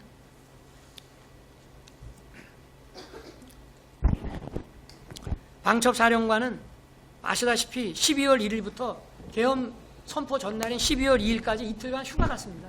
이거 뭐 위장 휴가입니까? 아닙니다. 부대원들 역시 퇴근했다가 뉴스 보고 12시가 넘어 들어왔는데 이 법정에서 드러난 사실에 의하면 방첩사는 12월 3일이 내부 인사 발표가 있어서 회식과 음주가 많아서 술 안 먹은 사람 찾기가 어려웠다고 다들 증언하고 있습니다. 그래서 술 먹은 사람 들어오지 말라고 그랬다는 거예요. 또 수방사는 계엄 당일 저녁에 주요 간부 부부 동반 만찬이 있었습니다. 대부분 또 퇴근하다 보니까 소집에 시간이 걸렸고 당직 근무자 위주로 인원이 편성되어 있었던 겁니다. 사전 준비를 하지 않았던 거죠. 저도 이런 메시지 계엄에 대해서 별로 준비할 것도 없고 그리고 뭐 긴장할 이유도 없습니다. 이게 정치 지형을 송두리째 바꾸는 초법적인 조치가 아니라 이런 국정 마비와 헌정 붕괴의 위기 상황을 국민들께 알리고 주권자를 깨우기 위한 조치. 저는 이 국민을 깨우는 게 무지하게 중요하다고 봅니다. 이 종북 주사파 또 반국가 세력, 체제 전복 세력과 싸우는 거는요. 국가관이 제대로 서 있고 또 건전한 또 나라를 사랑하는 자유와 정의를 아끼는 이런 국민들이 많이 깨어 있어야 이걸 이겨내가는 거지. 그럼 뭐 그 사람들을 다 어떻게 할 겁니까? 다 잡아낼 거예요? 잡아낸다고 없어집니까? 오히려 더 역효과가 나서 세월이 지나면 더 반국가 세력이 더 단단하게 구축이 되기 때문에 이런 강압적인 조치 가지고 못 없앱니다. 정신 차리고 깨야 돼요. 그래서 이런 국정마비 상황을 주권자들을 깨우게 하는 그런 조치였기 때문에 저는 계엄 해제하고 새벽에 관저로 돌아와서 그래도 안전사고 없이 그래도 군인들이 잘 참아줘서 참 다행이다. 그러면서 좀 안심하고 휴식을 취했습니다. 계엄을 해제하고 났더니 바로 뭐 내란 어쩌고 하면서 떠들길래 하도 어이가 없어가지고 내란이라고 그러면 내가 뭐 국회를 문을 닫거나 또는 뭐 반영구적으로 국회를 셧다운을 시키거나 뭘 해야 되는 거 아닙니까? 그런데 그런 내란무리 하는 거 보고 뭐 원래 그런 사람들이 계속 그런 식으로 해온 사람들이기 때문에 뭐 좀 그러다 말려니 생각했습니다. 그리고 공수처가 서부지법에 체포영장 청구했다는 얘기 들었을 때도 제가 헌재 탄핵 사건의 변호인인 김홍일 저 변호사님한테 전화해서 얘들이 아마 저 엑시트 플랜 출구 전략 세우려는 거 아닌가요? 내란죄 수사권이 없으니까 이 영장이 기각되면 이제 경찰이나 뭐 이렇게 해서 넘기려고 하는 거 아니겠습니까? 순진하게 이제 그렇게 그 생각을 했습니다. 그리고 그때는 탄핵소추 사유에 내란이 들어가 있어서 국민의힘 의원들도 상당수가 214명이 나왔으니까 한 20몇 명이 그 도장을 찍어 준 겁니다. 그래서 그 국헌문란과 폭동이 안 된다는 것만 헌재에서 잘 설명을 하면 뭐 군인들 중에 일부 구속되고 한 사람들도 있지만 다 정리가 되겠거니 이렇게 순진하게 생각을 했던 것이죠. 그러니까 이런 바보가 어떻게 친위 쿠데타를 합니까? 친위 쿠데타 할 정도 되면은 눈치가 빨라야죠. 정치적 후각이 뛰어나야죠. 그렇지만 탄핵 반대 여론이 높아지고 국민들이 또 국가의 위기 상황에 대해서 계몽됐다면서 응원해 주는 걸 보고 아, 내가 울린 비상벨이 그래도 효과가 있구나. 결국은 국민들을 깨우고 청년이 제대로 정신 차리고 알게 되면 나라는 구할 수 있다고 저는 생각을 하고 있습니다. 결국 국민이 깨쳐야지 자유민주주의 국가에서 뭐 감옥에 집어넣는다고 해결이 됩니까? 해결 안 됩니다. 더 오히려 어떻게 보면은 인성이 더 강한 그런 반국가 세력을 더 키우는 것밖에 안 됩니다. 그래서 저는 26년간 검찰에서 많은 수사를 했지만 이런 뭐 정치적 음모 그리고 이런 치밀한 수사라는 이름으로 이런 내란몰이가 기획되고 진행되는 줄 꿈에도 생각을 못했습니다. 1월 3일에 공수처가 저를 체포한다고 관저에 봤을 때도 관저가 군사시설 보호구역이라 출입수색이 안 된다는 거는 뭐 검사면 누구나 다 알 텐데 그냥 저렇게 쇼하다가 말겠거니 이렇게 생각을 했는데 또 뭐 집원도 수색영장에 하나밖에 없고 나머지 10개 집원이 영장에도 없다는 거예요. 뭐 영장의 입법 기재는 뭐 둘째를 치고 그러고 이제 돌아갔습니다. 그런데 1월 15일 날 수천 명의 경찰하고 뭐 저렇게 막 밀고 들어오는 거를 보고 유혈 사태를 막기 위해서 제가 체포에 응했는데 아 이게 내가 본 국가 위기보다 실체가 더 심각한 지경이구나 그런 생각을 하게 됐습니다. 정말 얼토당토하는 수사를 하고 수천 명의 경찰을 동원해서 대통령을 체포하겠다고 이거는 상당 기간 헌법기관인 대통령의 권능 행사를 저지시키는 겁니다. 어마어마한 경찰 폭동을 동원해가지고 이거야말로 정말 내란이라고 하지 않을 수가 없습니다. 참 이런 내란몰이 세력들이야말로 정권 획득이라는 걸 위해서는 뭐 헌정 붕괴고 뭐 국정 마비고 뭐 국익이고 뭐 이런 거 상관 안 하는 사람들이라고 하는 것을 더 확실하게 깨닫게 됐습니다. 12.3 비상계엄이 몇 시간 만에 해제되고 1년이 넘게 흘렀습니다. 그러나 아직도 정적과 반대 세력을 숙청하고 탄압하려는 내란무리는 계속되고 있습니다.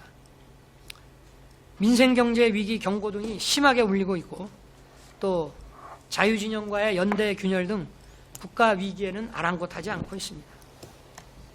그러나 많은 국민과 청년들이 계엄령이 나라의 심각한 상황을 깨우치게 해준 계몽령이 되었다고 알고 있습니다. 그리고 이것이 국가 위기 상황에서 불가피한 대통령의 헌법상 결단이었다는 공감도 아직 많이 해주고 계신다고 저는 생각합니다. 저는 이미 탄핵 소추 직전인 2024년 12월 12일 대국민 담화 또 공수처 체포 직전인 2025년 1월 15일 이거는 담화라기보다 제가 페이북에 올렸습니다. 그냥 시간이 없어서 그때는 체포에 응해야 될 상황이라 또 헌재 탄핵 심판에서 2025년 2월 25일 최종 의견 진술을 통해 3차례에 걸쳐서 12.3 비상계엄에 관한 제 입장을 일관되게 말씀드렸습니다. 그때나 지금이나 하나도 변한 거 없습니다. 다만 오늘 진술은 그 후 드러난 비화폰 통화 내역과 또 제가 법정에서 본 법정 증언 등을 통해서 확인된 실체를 더해서 말씀드리는 것입니다. 제가 국가 위기 상황이라고 진단하고 비상계엄을 선포하게 된 이유에 대해서 이미 증거로 제출한 이 3개의 담화문과 진술서를 자세히 숙고해 주시기 바랍니다. 여기에서도 어느 변호인이 보여주셨지만 계엄 선포 당일날 밤에 국회 마당에 모여든 그 인파들이 준비해온 계엄 반대, 계엄 해제 이 피켓을 보면은 거대 야당과 체제 전복 세력들이 헌정 붕괴와 국정 마비의 한계 상황까지 몰고 가면서 계엄 선포가 불가피한 상황으로 유도하고 탄핵과 내란몰이를 기획한 게 아닌가 하는 생각이 들기도 했습니다. 국가 위기 상황에서 뭐 메시지 계엄이 말도 안 된다고요? 그러면 국민 깨우는 거 말고 다른 할 게 뭐 있습니까? 그럼 그거 안 합니까? 어? 주권자를 깨우는 비상계엄 선포에 따라서 그 임무를 수행한 군 관계자와 공직자들이 내란몰이에 희생돼서 고난의 시간을 겪고 있습니다. 아니, 이 사람들 대통령이 선포한 계엄에 따라서 일한 사람들입니다. 어? 아무리 무슨 그 내란죄라는 거는 뭐 집합범죄라 뭐 어떤 한 사람이 한 것도 다 책임져야 된다 하더라도, 아니 기본적으로 북한을 뒤집고 뭐 어디 국토를 잠탈하거나 참탈하거나 참절하거나 또는 헌법기관을 뒤엎어버려 갖고 해산시키고 하는 일에 내가 가담한다, 도와드린다, 어느 장군을 위해서 하는 뭐 그런 생각이 있어야 그 사람들한테 누가 한 거라도 다 똑같이 책임을 지우는 거지, 그런 거 없이 어떻게 하겠습니까? 근데 이 사람들 다 아무 죄가 없습니다. 또 나라를 진정 사랑하고 자유와 정의를 지키려는 많은 국민들과 청년들도 좌절과 고통의 시간을 보내고 있습니다. 안타까운 마음을 금할 수가 없습니다. 모두 제 부족함의 소치입니다. 제가 좀 더 똑똑했더라면 정말 이러지 않았을 텐데, 그런 생각이 많이 듭니다. 제가 너무 순진하지 않았나. 지금 제가 할 수 있는 일을 구치소 안에서 하나님한테 기도드리는 것밖에 없습니다. 고초를 겪고 있는 군 간부, 또 공직자분들, 여기 보니까 민간인도 2분 계시던데 이분들, 또 정직하고 선한 우리 국민들과 청년들 좌절하지 말게 해달라고 하루에도 몇 번씩 기도드리고 있습니다. 하나님의 은총과 축복이 함께 하실 것으로 생각합니다. 그리고 이 나라를 굳건히 지켜주실 것으로 믿습니다. 이 사건이 갖는 헌법적 함의와 대통령으로서 국가 위기 상황에서 헌정 붕괴와 국정 마비를 막으려 했던 엄중한 책임감에 대해서 살펴주시기를 부탁드립니다. 그것은 결코 국헌문란이 될 수 없습니다. 국회를 해산시키거나 국회의 문을 뭐 해산에 준하는 뭐 장기간의 기능 부전을 시키거나 또는 뭐 선관위를 없애거나 장기간 선관위를 뭐 어떻게 기능을 못하게 하거나 그럴 의도가 있었다는 거 전혀 없습니다. 아까 뭐 무슨 비상입법기구 국방장관이 뭐 안을 만들었으니까 그게 국보위 아니냐. 여러분, 국보위도요 국회 해산하고 만든 겁니다. 국회 해산하고 개헌을 어떻게 할지가 서야 국보위를 어떻게 만들지가 나오는 것이고, 예산 문제는 그건 일도 아닙니다. 기재부 장관한테 줬다는 것은 기재부 일이라고 준 겁니다. 만약에 법률 전문가인 제가 봤으면 벌써 용어부터 뭐 이런 거 좀 잘 손을 닿겠죠. 그러니까 그런 거 가지고 국보위라고 얘기하려면 국보위 어떻게 했습니까? 국회 해산하고 했잖아요. 국회를 해산하려면 어떻게 해야 됩니까?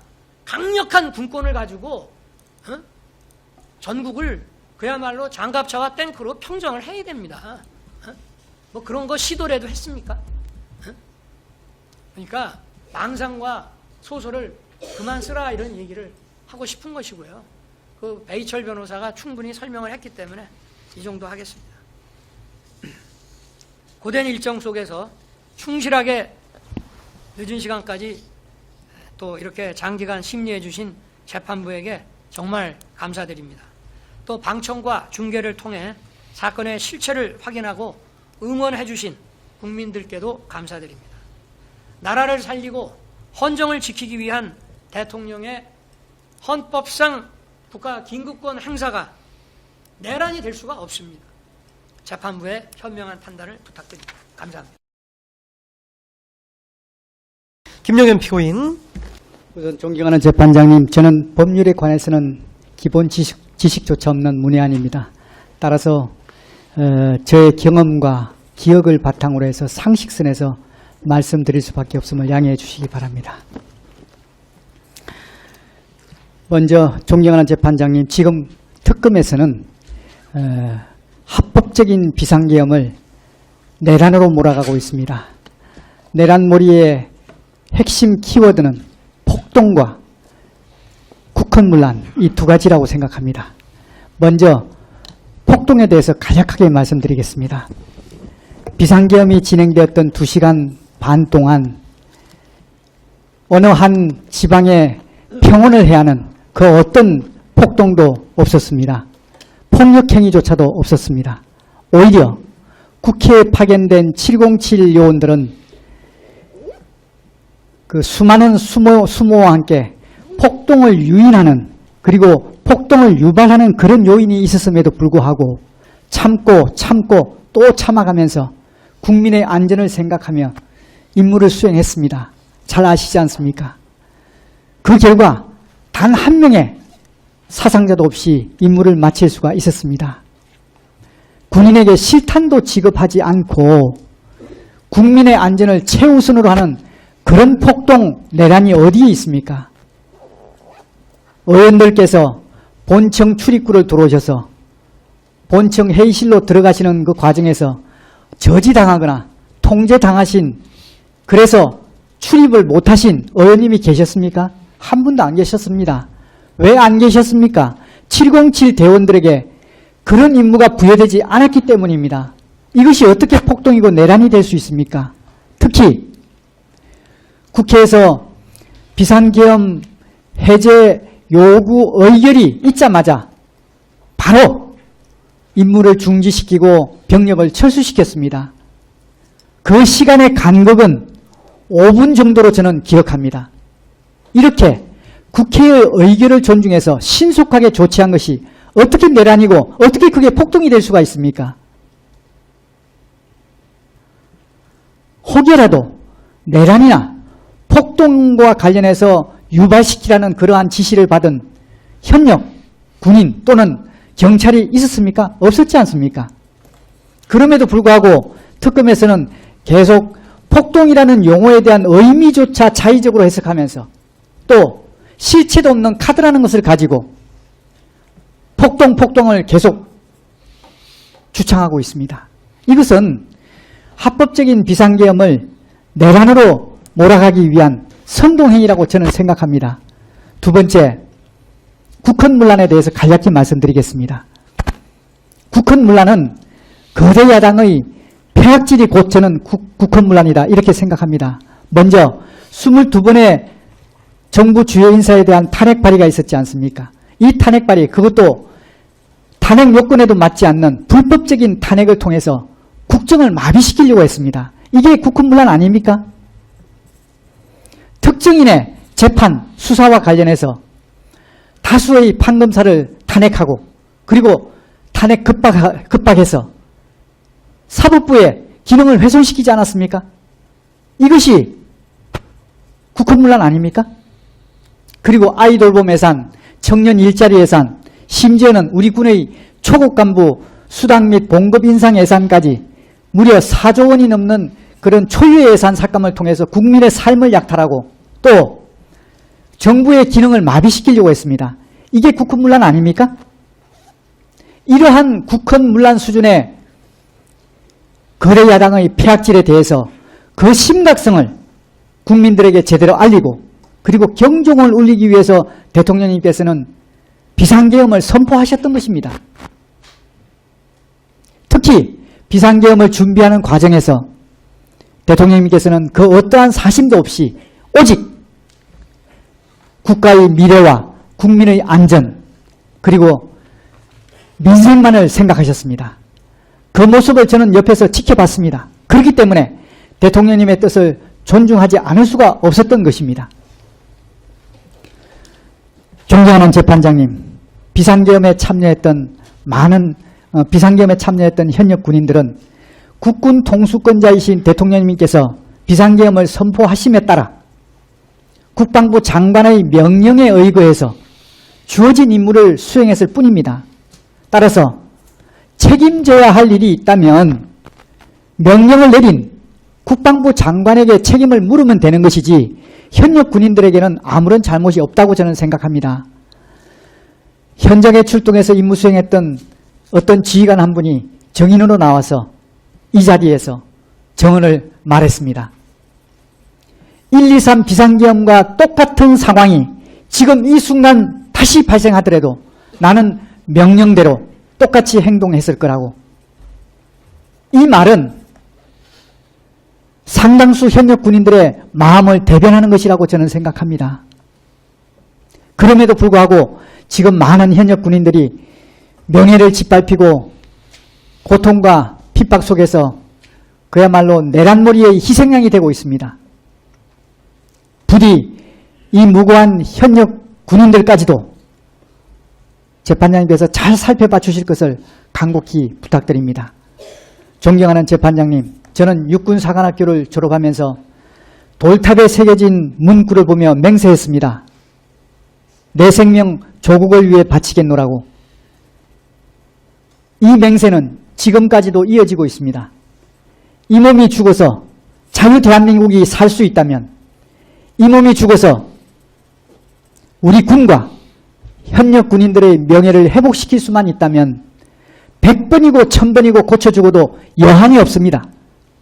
존경하는 재판장님, 하지만 그럼에도 불구하고 저는 지금 몹시 두렵습니다. 이 재판에서 제가 무거운 형벌을, 무거운 중벌을 받을까봐, 중형을 받을까봐 두려운 것이 아닙니다.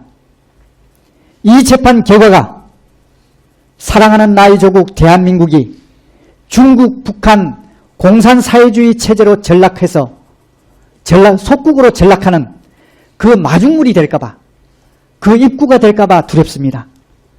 자랑스러운 대한민국이 베네수엘라처럼 될까봐 두렵습니다. 지금 대한민국은 체제전쟁 중에 있습니다. 소리 없는 전쟁, 보이지 않는 전쟁, 하이브리드 전쟁 중에 있습니다. 이 전쟁 결과에 따라서 대한민국은 미국, 일본 등 자유민주주의 국가들과 함께 번영을 지속해 나갈 것인가? 아니면 중국, 북한 공산사회주의 체제의 속국으로 전락할 것인가? 그 갈림길에 서 있습니다. 존경하는 재판장님, 부디 이 땅에 태어나서 이 땅에서 자라나 이 땅에서 살아갈 우리 후손들을 외람되지만 꼭 기억해 주실 것을 부탁드립니다. 감사합니다.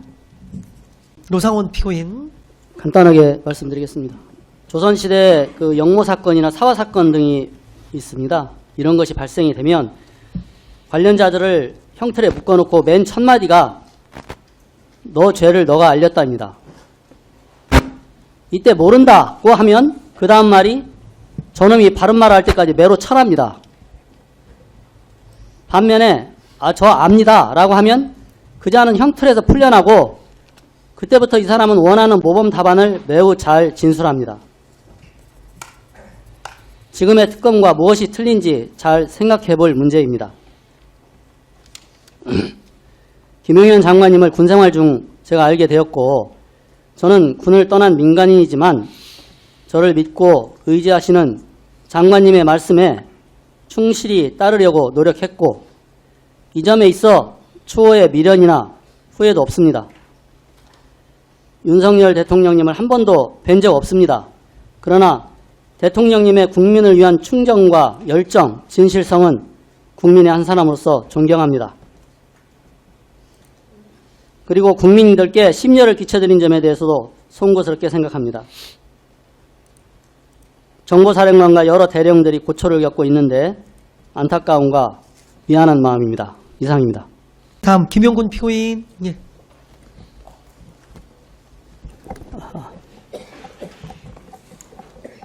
피고인은 12월 3일 롯데리아에서 건강상 이유로 거부 의사를 표현을 정확하게 했습니다. 그리고 또 인력 채용이 필요하면 공개 채용을 하는 것이 좋을 것 같다는 말도 전했습니다. 그 위에 저는 아무런 행동도 하지 않았습니다. 재판장님, 피고인이 억울함을 당하지 않도록 꼼꼼히 잘 살펴봐 주시면 감사하겠습니다. 이상입니다. 다음 조지호 피고인. 먼저 이제 저희 개인적인 건강 문제로 인해서 공판 절차에 지장을 드리게 돼서 죄송하다는 말씀을 드리고, 그리고 많이 배려해 주신 우리 재판장님, 그리고 양해해 주신 여러분들께 진심으로 감사 말씀드리겠습니다. 제가 진작 말씀드리고 싶었는데 기회가 없어서 정말 감사하다는 말씀을 드리겠습니다. 그리고 또 한 가지 떠오르는 것은 어쨌거나 결과적으로 저로 인해서 많이 힘들어하는 우리 경찰 가족들을 보면서 무거운 책임감을 느끼고 제가 어떻게 앞으로 갚아야 할지 많은 생각이 듭니다. 기본적인 것은 우리 변호인께서 여러 차례에 걸쳐서 말씀을 드려서 저는 뭐 짧게 말씀을 드리겠습니다. 약 1년 전에 저희들은 굉장히 혼란한 상황에 처해 있었습니다. 뭐 사전에 예측할 수 있는 상황도 아니었고 미리 대비할 수 있는 그런 상황도 아니었기 때문에 다들 혼란스러웠었는데, 사실 그 전에 가을쯤에 국회에서 여러 번에 걸쳐서 예결위나 등을 통해서 이런 기업과 관련된 질의가 나왔습니다. 야당을 중심으로, 그 당시 야당을 중심으로. 그런데 오랜 경험을 가지신 그 당시 총리나 이런 분들이 말도 안 되는 상황이라고 일축하셨고, 그분들이 가지는 비상계엄에 대한 일반적인 그런 저는 생각이었다고 봅니다. 그런데 이것은 그 당시에 저도 사실 마찬가지였습니다. 이런 상황에서 개인적으로 불가능할 거라고 봤던 비상계엄이 실제 발령이 됐고, 당황스러운 상황에서 제가 할 수 있는 거는 그동안에 제가 경험했던 것에 기초해서 일을 하는 것밖에 없었습니다. 왜 비상계엄과 포고령이 아까 검찰 측 논거에서 일반인도 다 알 수 있는 수준의 명백한 위헌 위법인데 경찰청장이나 돼서 왜 몰랐느냐라고 말씀을 하시는데, 결과적으로 그렇게 됐다면 제가 참 드릴 말씀이 없지만 그 당시에 정말로 얼마나 많은 공무원들이 이 비상계엄과 포고령은 명백히 위헌 위법하다고 판단했을지 저는 의문을 제기하지 않을 수 없습니다. 만약에 제가 위법한 지시를 했다면 현장에 있는 경찰관들이 이행하지 않았을 겁니다. 요즘 현장에 있는 경찰관 그리고 현장 지휘관들은 조금 애매하거나 하면 의문을 제기하는 경우가 많고, 명백하게 위법한 행동은 절대 하지 않습니다. 저는 여기에 기초해서 볼 필요가 있다고 생각합니다.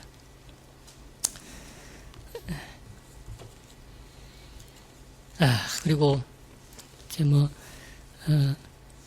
제가 시간을 많이 가지지 못할 텐데, 하여튼 어쨌거나 제가 지금 생각하면 여러 가지 아쉬운 판단도 있지만 다시 그 상황이 됐을 때 어떻게 판단을 할 것인가 하는 부분에 대해서 정말 많은 생각을 했습니다만 아직도 저는 결론을 못 내리고 있습니다.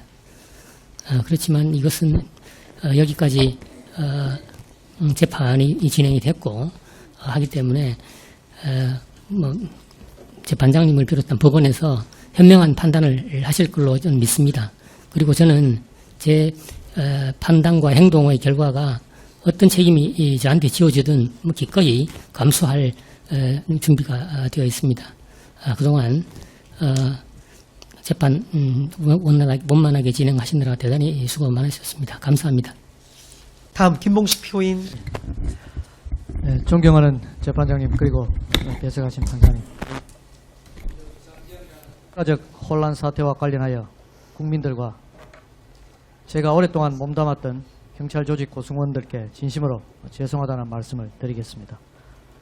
지금 시점에서 저의 36년간 공직 생활을 되돌아보니 참으로 아득하게만 느껴집니다. 강산이 3번 바뀌고도 남는 그 세월을 지나서 2024년 8월 서울경찰청장직에 부임하였을 때 능력과 덕이 부족한 저에게는 과분한 직책이라 생각하였지만 무거운 사명감을 갖고 성심껏 일하였습니다. 특히 민생 치안의 최일선에서 수고하는 직원들의 사기 진작을 위해 현장 격려와 제도 개선에 집중하였던 기억이 납니다. 하지만 계엄 당일 밤 단 3시간의 상황으로 인해 저의 모든 것이 끝이 났습니다. 처음으로 대통령님과 식사하는 자리인 줄 알고 갔던 자리에서 계엄 이야기를 들었을 때 너무나 놀랐고 또 계엄이 현실화될 것이라고는 생각하지 않았습니다. 그런데 설마 했던 계엄이 실제 상황이 되자 몹시 당황했습니다. 지금도 당시의 상황에 대해서는 기억이 잘 나지 않는 부분이 많습니다. 제가 12월 4일 공안시의 관내 서장 회의를 주재하면서 했던 말들도 나중에 참모들이 이야기해 주어서 기억할 정도였습니다. 법리적인 부분에 대해서는 변호인께서 충분히 설명하셨기 때문에 따로 말씀드리지 않겠습니다. 45년 전 제가 중학생 시절에 있었던 계엄이란 것이 눈앞에 벌어진 상황에서 당시 제 머릿속에는 시민들이 다쳐서는 안 된다는 생각이 가장 컸습니다. 그날 밤 혼란과 혼돈의 현장에서 시민 안전을 위해 끝까지 최선을 다해준 현장 경찰관들에게 이 자리를 빌어서 진심으로 감사하다는 말씀을 드리고 싶습니다. 하지만 지금 돌이켜보면 비상계엄 선포에 대응하는 과정에서 미흡한 점이 있었고 초유의 급박한 상황에서 좀 더 사려 깊고 체계적으로 대응하지 못한 것이 후회가 됩니다. 그 부분에 대해서는 저의 지휘 책임을 통감하고 있습니다. 하지만 저의 행위가 내란에 해당한다는 것은 상상조차 하지 못했습니다. 오랜 공직 생활을 마무리하고 조만간 명예퇴직을 할 것이라고 염두에 두고 있었던 제가 내란임을 알았다면 어찌 그렇게 하였겠습니까? 만약 당시에 제가 계엄으로 인한 어떠한 이득이라도 바라던 것이 있었다면 지금 이 자리에서 저는 제 스스로 최후 진술을 포기하였을 것입니다.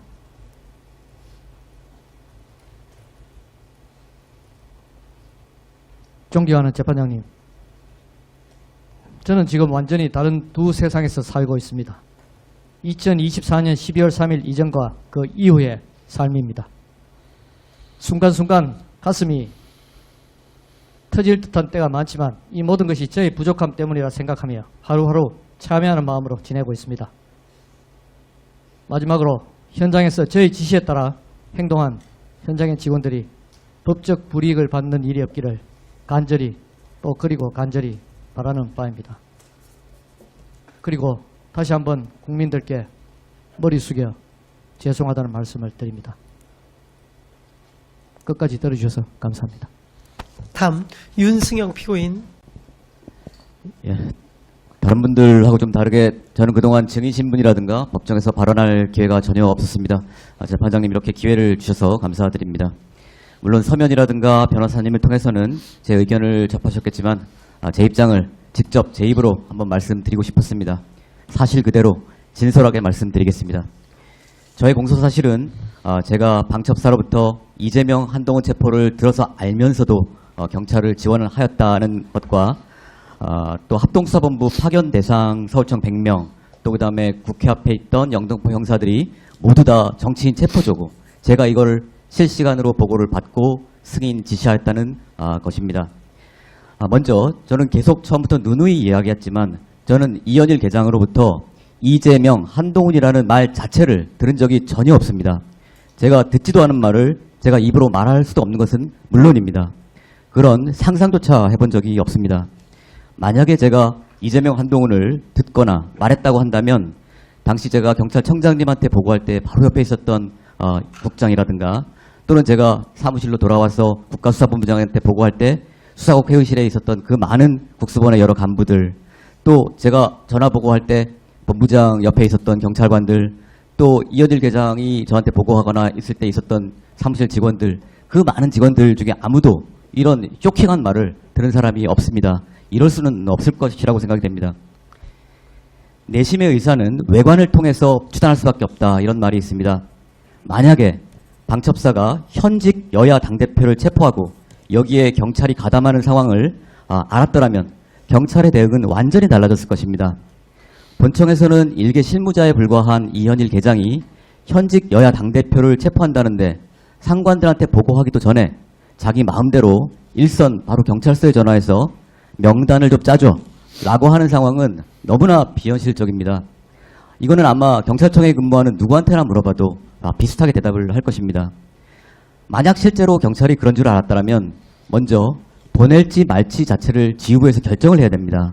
바로 심각하게 지난번처럼 그렇게 되는 게 아니라 심각하게 지휘보가 돼야 되고 바로 대책회의도 열리고 설령 지원하는 걸로 결정되더라도 인원 선발은 어떻게 할지, 체포의 방식이나 절차는 어떻게 할지, 법률 검토, 위법 소지 이런 것들도 검토가 돼야 되고 본청 지휘부, 서울청 지휘부 간에 전화로 밀접하게 소통되는 것이 일반적인 것입니다. 그날처럼 아무 생각도 없는 사람처럼 하는 것은 경찰청 업무 스타일상 불가능한 이야기입니다. 저도 그날은 물론 그 이후로도 아무런 추가 보고나 추가 지시를 받지도 않았고 하지도 않았습니다. 한동안 잊고 있었습니다.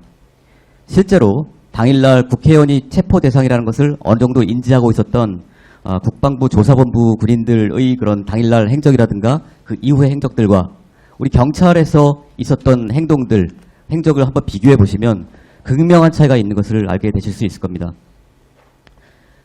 다음 저희가 100명이나 그 국회에 있던 직원들이 다 정치인 체포조라는 것과 관련해서 몇 가지 말씀드리겠습니다. 공소장에서는 제가 과장이나 계장으로부터 실시간으로 보고를 받고 지시했을 거라고 추측을 합니다. 하지만 저희 변호사님이 계엄 당일 이 3명의 동선하고 통화 기록을 비교해서 제출한 자료를 보듯이 제가 사전에 보고를 받고 지시하고 하는 것은 물리적으로도 불가능합니다. 저는 전창훈 과장이 서울청의 명단 작성을 요구했다는 사실, 이 자체를 수사가 시작된 이후에 알았습니다. 영등포 경찰서에 형사가 50명이 비상소집되어 있다는 사실은 그로부터도 한참 더 지나서 알게 됐습니다. 심지어 실무자였던 이현일 계장조차도 카톡 내용을 나중에 보면 이러한 사실들을 나중에 국회 대비하면서 알게 된 것입니다. 이 법정에 나왔던 많은 국수본, 서울청, 영등포 경찰서 경찰 누구도 정치인 체포를 들었거나 자신들이 체포자라고 인식한 사람은 단 한 명도 없었던 것은 아마 재판장님도 잘 아실 겁니다. 저는 방첩사 군인들이 경찰한테 인소를 요청한 것인지 아니면 진짜로 경찰한테 체포를 시키고 자기들은 그냥 호송만 하려고 했던 건지 그분들의 내심은 잘 모르겠습니다. 그렇지만 설령 군인들 중 일부가 경찰을 정치인 체포조로 활용하려고 그런 계획을 자기 마음속에 가지고 있었다고 한들 그러한 계획이 상대방한테 전달되지도 않고 그 상대방이 전혀 알지도 못했는데 그게 어떻게 범죄가 되겠습니까? 몇 가지 소회를 말씀드리겠습니다. 아까 앞에 분도 말씀하셨지만 제가 요즘 직접 보니까 도서관에 가는 경우가 많습니다. 중국 명태조 시절에도 영모 사건으로 수만 명이 처형됐던 사례를 읽었습니다. 우리나라도 4대 4화를 비롯해서 수많은 사람들이 순환을 받았던 슬픈 역사가 있습니다. 그 중에 얼마나 많은 사람들이 억울하게 죽어갔을까요? 그저 먼 친척이었거나 그저 비슷한 동네에 살았다는 이유로 또는 평소에 관청에 밉보했다는 이유로 아무 잘못도 없이 억울하게 죽어간 많은 사람들이 있었을 것입니다. 역사에는 이들이 그저 하나의 숫자로 기록되겠지만 그 한 명 한 명에게는 그 사람의 온 일생이고 온 우주였을 겁니다. 아마도 그 가족들은 억울함에 피눈물 흘리고 트라우마 속에 한평생을 살았을 것입니다. 지금 내란 수사라는 거대한 파도 속에 휩쓸린 저도 어쩌면 비슷한 처지가 아닐까 하는 생각도 듭니다. 요즘 세상 좀 안다는 지인들이 저한테 이렇게 말하는 경우가 많습니다. 네가 아무런 죄도 없다는 거는 사람들이 다 안다. 근데 사회적으로 엄청난 사건이 나고 소위 프레임 수사가 되고 결과를 미리 정해놓고 수사 결과를 여기 맞춰나가는 식으로 가면 죄가 있건 없건 빠져나오는 게 참 쉽지 않다 라고 걱정을 해주는 사람들이 많습니다. 그럴 때 저는 수사기관은 몰라도 그래도 우리나라 법원만큼은 안 그럴 거라고 대답을 합니다. 저는 처음에 수사기관의 사실대로만 말하면 금방 오해가 풀릴 거라고 생각을 했었습니다.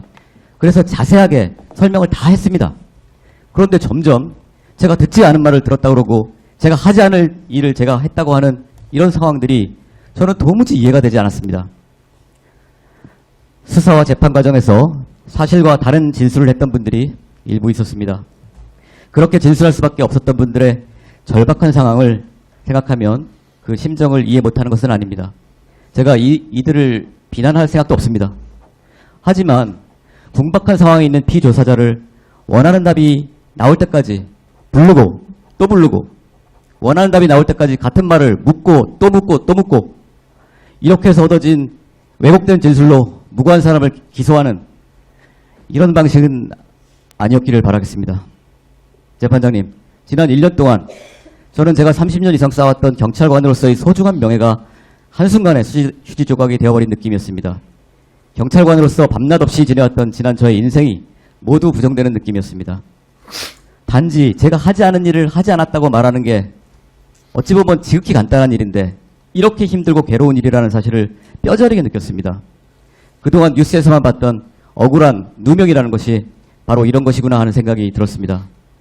더구나 제 개인의 고초를 넘어서 제가 평생을 몸담았던 수사 경찰이 내란에 조직적으로 가담했다는 이 말도 안 되는 주장에 정말 참담할 마음뿐입니다. 저와 대한민국 수사경찰의 명예를 꼭 지켜주십시오.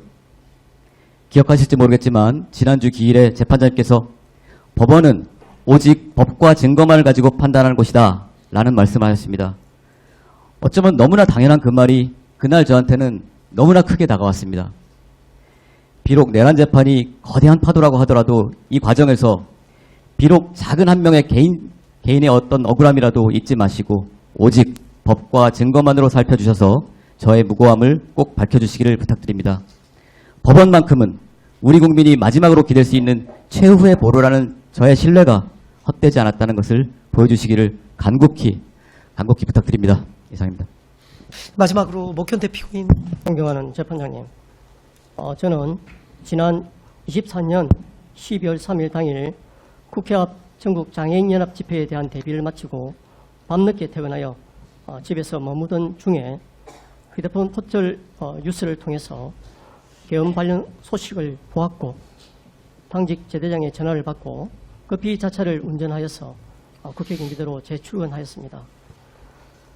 어떤 위기로 계엄이 발령되었는지를 알 수 없었기에 휴전선 근처에서의 국지전이나 아니면 국내에 테러가 발생되었을까 하고 우려하였습니다.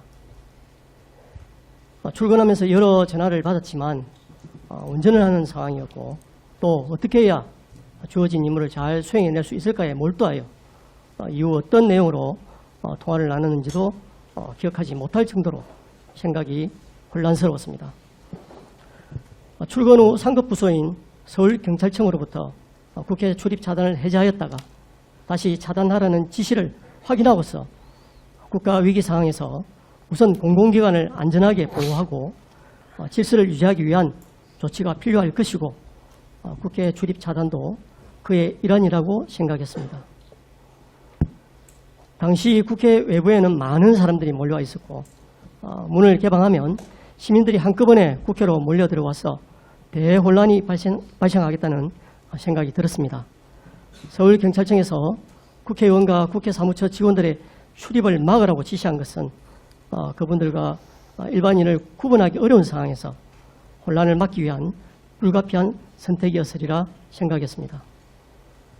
그렇게 신분이 명확하게 확인된 국회의원이나 국회 사무처 직원이 입장하는 것은 문제될 것이 없다고 판단했고 국회 출입이 차단된 시간에도 기동대 차벽 사이로 빠져나온 백성아 의원, 이춘석 의원 등 일부 국회의원들과 국회 사무차장, 기획조정실장, 국회의장 정무조정비서관 등 국회 사무처 주요 보직자들을 부하 직원들을 통해서 국회 경비대 옆 경정문으로 입장시켰습니다. 또한 서울경찰청 지휘부에서 당연히 적법성 여부를 확인하여 지시를 하달했으리라 믿었습니다. 통상 서울경찰청 소속의 모든 기동부대들은 현장 실행부서로서 상급청인 서울경찰청에서 하다라는 지시가 적법한지 여부를 검토하지 않습니다. 우선 현장에서는 그럴 여유도 없지만 법 수호기관인 상급경찰청의 지시가 당연히 적법하리라 믿고 주어진 임무를 수행해왔던 것입니다. 그날의 국회 경비대와 현장에 출동했던 기동대들도 모두 그렇게 임무를 수행했던 것입니다. 당일 국회 수소충전소 주변 담장이 무너져 월담자가 속출하였고 도서나 도정문이 사람들에 밀려 넘어질 뻔하였으며 정문에서는 문과 차벽 사이에 기동대 경력과 시민들이 끼어 밀고 당기면서 곳곳에서 비명소리가 났고 무엇보다 안전사고 우려가 컸었습니다. 그 와중에 국회 경비대 직원이 부상을 당하는 등 혼란한 상황이 계속되었습니다. 제게는 당시 기자들 전화를 비롯하여 약 400여 건의 전화와 문자가 오고 3개 무전망 청취에다 현장 상황 관리 등으로 숨가쁘게 돌아가는 상황에서 언론 보도를 접할 기회가 없었습니다. 그렇기에 저를 비롯한 국회 경비대 직원들은 국회 본관에서 계엄 해제를 위한 투표가 진행되고 있다는 사실을 전혀 알지 못했습니다. 그것을 알았더라면 주요 사항을 지휘부에 수시로 보고했던 제가 그 중요한 사실을 보고하지 않았을 리가 없었을 것입니다. 12월 4일 01시 36분경 김민기 국회 사무총장의 전화를 받고 그때 처음으로 국회 본관에서 계엄 해제 의결 투표가 진행된 사실을 알게 되었습니다. 그 이전 저의 휴대폰 녹취록 어디에도 국회 본관에서 투표 진행을 언급하는 부분이 없습니다. 이미 저의 재판에 정인으로 출석했던 저희 국회 경비대 직원들도 한결같이 투표 진행 사실을 몰랐다고 증언한 바 있습니다. 김민기 사무총장으로부터 계엄 해제 의결 투표 정황을 듣고 매우 놀랐습니다. 그래서 국회 출입 차단을 해제해달라는 요청을 들은 즉시 서울청 지휘부에 전화로 전달하였고 서울경찰청 지휘부에서는 이를 곧바로 논의하여 그로부터 약 10분 후인 01시 46분경에 국회의원과 사무처 직원들에 대한 출입 차단 조치가 해제된 것입니다. 또한 당시에 마이크 한 번만 좀, 죄송합니다. 예, 감사합니다. 저만의 판단이 아니라 국회 출입을 담당하는 국회 사무처 담당 부서의 판단도 동일하였습니다. 국회 출입 차단 조치가 해제된 이후에도 국회 사무처 경호기획관은 저와 국회 주변의 경찰 경력의 철수 여부를 논의하는 과정에서 시민들의 출입 차단을 위해 국회 외부에 있던 기동부대가 계속 유지되어야 한다는 의견을 수차례 전달한 바 있습니다. 제가 12월 3일 23시 30분경에 출근하여 12월 4일 01시 36분경에 김민기 국회 사무총장의 계엄 해제 투표 절차가 통과되었다는 전화를 받기까지 약 2시간 남짓한 시간이 흘렀습니다. 처음부터 어떤 위기로 비상계엄이 발령되었는지를 알지 못했고 또 위기사항이 해소되었는지 아직도 위기가 지속 중인지도 알 수 없었습니다. 일부 사람들은 나중에 아무 일도 없지 않았냐고 말할지 모르겠지만 그 당시에 저로서는 상황을 대처하기조차 너무 긴박하고 짧은 시간이었습니다. 저는 사전에 계엄 발령을 알지 못했으며 모의를 한 사실도 없습니다. 국회 출입문을 열면 사람들이 몰려들어와서 대혼란이 발생할 것 같았고 또 국가가 어떤 위기에 있는지 모르는 상황에서 국가에 속한 경찰 공무원이 어떤 선택을 할 수 있겠습니까? 당연히 제게 주어진 임무를 잘 수행하는 것이 제 책무라고 생각했습니다. 제게 주어진 책무를 수행한 것이 결과만을 두고 내란이라고 한다면 어느 경찰 공무원이 국가와 상급청을 믿고 일할 수 있겠습니까? 다만 이러한 일련의 과정으로 국민들께 심려를 끼친 부분에 대해서는 죄송스러운 마음입니다. 존경하는 재판장님, 부디 현명한 판결을 내려주시기 바랍니다. 감사합니다. 알겠습니다. 예, 최종 변론까지 모두 마쳤고 이제 재판을 종결해야 될 것 같습니다. 몇 가지 말씀만 드리고 재판 종결하도록 하겠습니다. 일단 늦은 밤까지 재판 진행해서 너무 죄송합니다. 다들 초췌한 모습을 많이들 보시게 됐는데 소송 진행을 원활하게 하지 못한 제 잘못입니다. 다시 한번 죄송하다는 말씀 올립니다. 혹시 늦은 시간 재판 진행으로 인해서 할 말씀을 미처 다 하지 못하시거나 나중에 떠오르시는 말씀이 있으시면 늦게라도 써서 제출을 해주시면 반드시 재판부에서 몇 번이고 다시 읽어보도록 할 테니까 그 점 혹시 꼭 좀 생각을 좀 해주십시오. 그리고 마지막으로 강조드리지만 증거 목록 최종 확인하셔서 이번 주 내로 정리가 될 텐데 가급적 그로부터 일주일 이내에 혹시 다르게 되어 있는 부분은 반드시 지적을 해주셔야 됩니다. 재판부에서 검토해서 착오로 잘못 기재된 부분이 있으면 직권으로 정정하도록 하겠습니다. 그리고 쌍방이 오늘까지 그렇지 않더라도 목요일까지 제출하시는 최종 의견서 변론 요지서에 나와 있지 않은 주장은 모두 철회하는 것으로 정리하도록 하겠습니다. 그 조서에는 쌍방 모두 검찰 변호인 측 모두 그렇게 말씀하신 걸로 조서에 남겨놓도록 하겠습니다.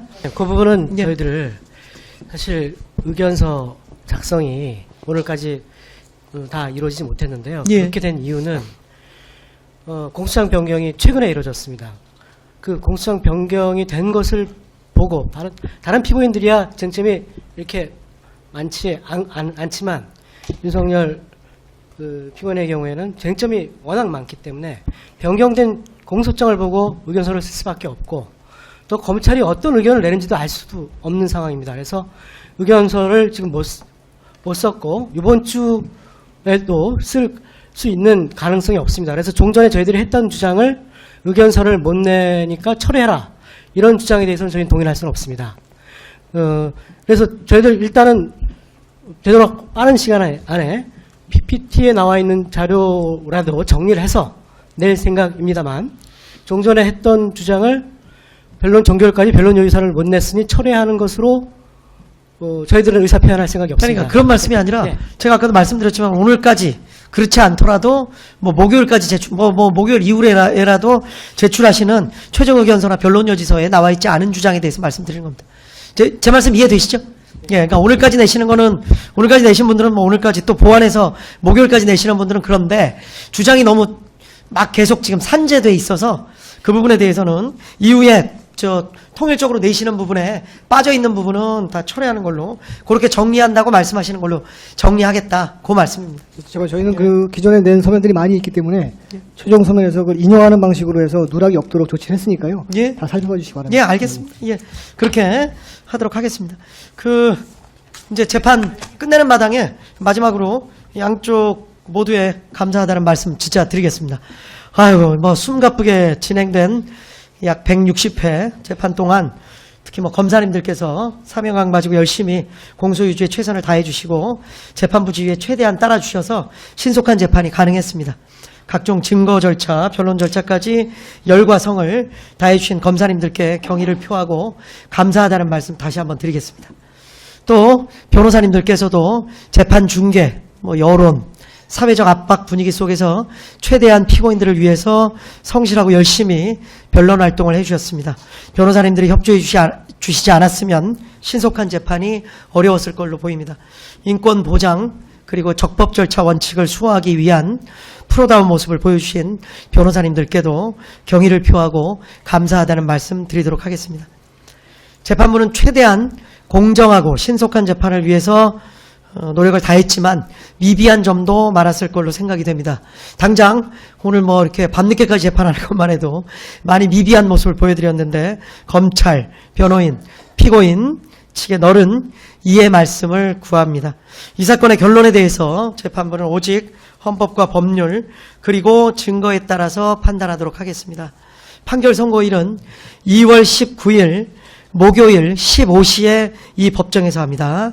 2월 19일 목요일 15시 오후 3시에 이 법정에서 합니다. 강조하지만 피고인들은 반드시 그날 출석을 해 주셔야 됩니다. 끝으로 보이지 않는 곳에서 이 사건 재판을 함께 진행해 주신 우리 사무관님, 참여관님, 계장님, 주무관님, 속기사님 그리고 늦게까지 항상 같이 해주신 우리 법정 경위님들께 다시 한번 깊은 감사의 말씀을 드립니다. 그리고 교도관님들도 하실 말씀 많으실 텐데 정말 머리 숙여서 감사하다는 말씀 올립니다. 예, 이걸로 오늘의 재판을 마치도록 하겠습니다. 그동안 감사했습니다.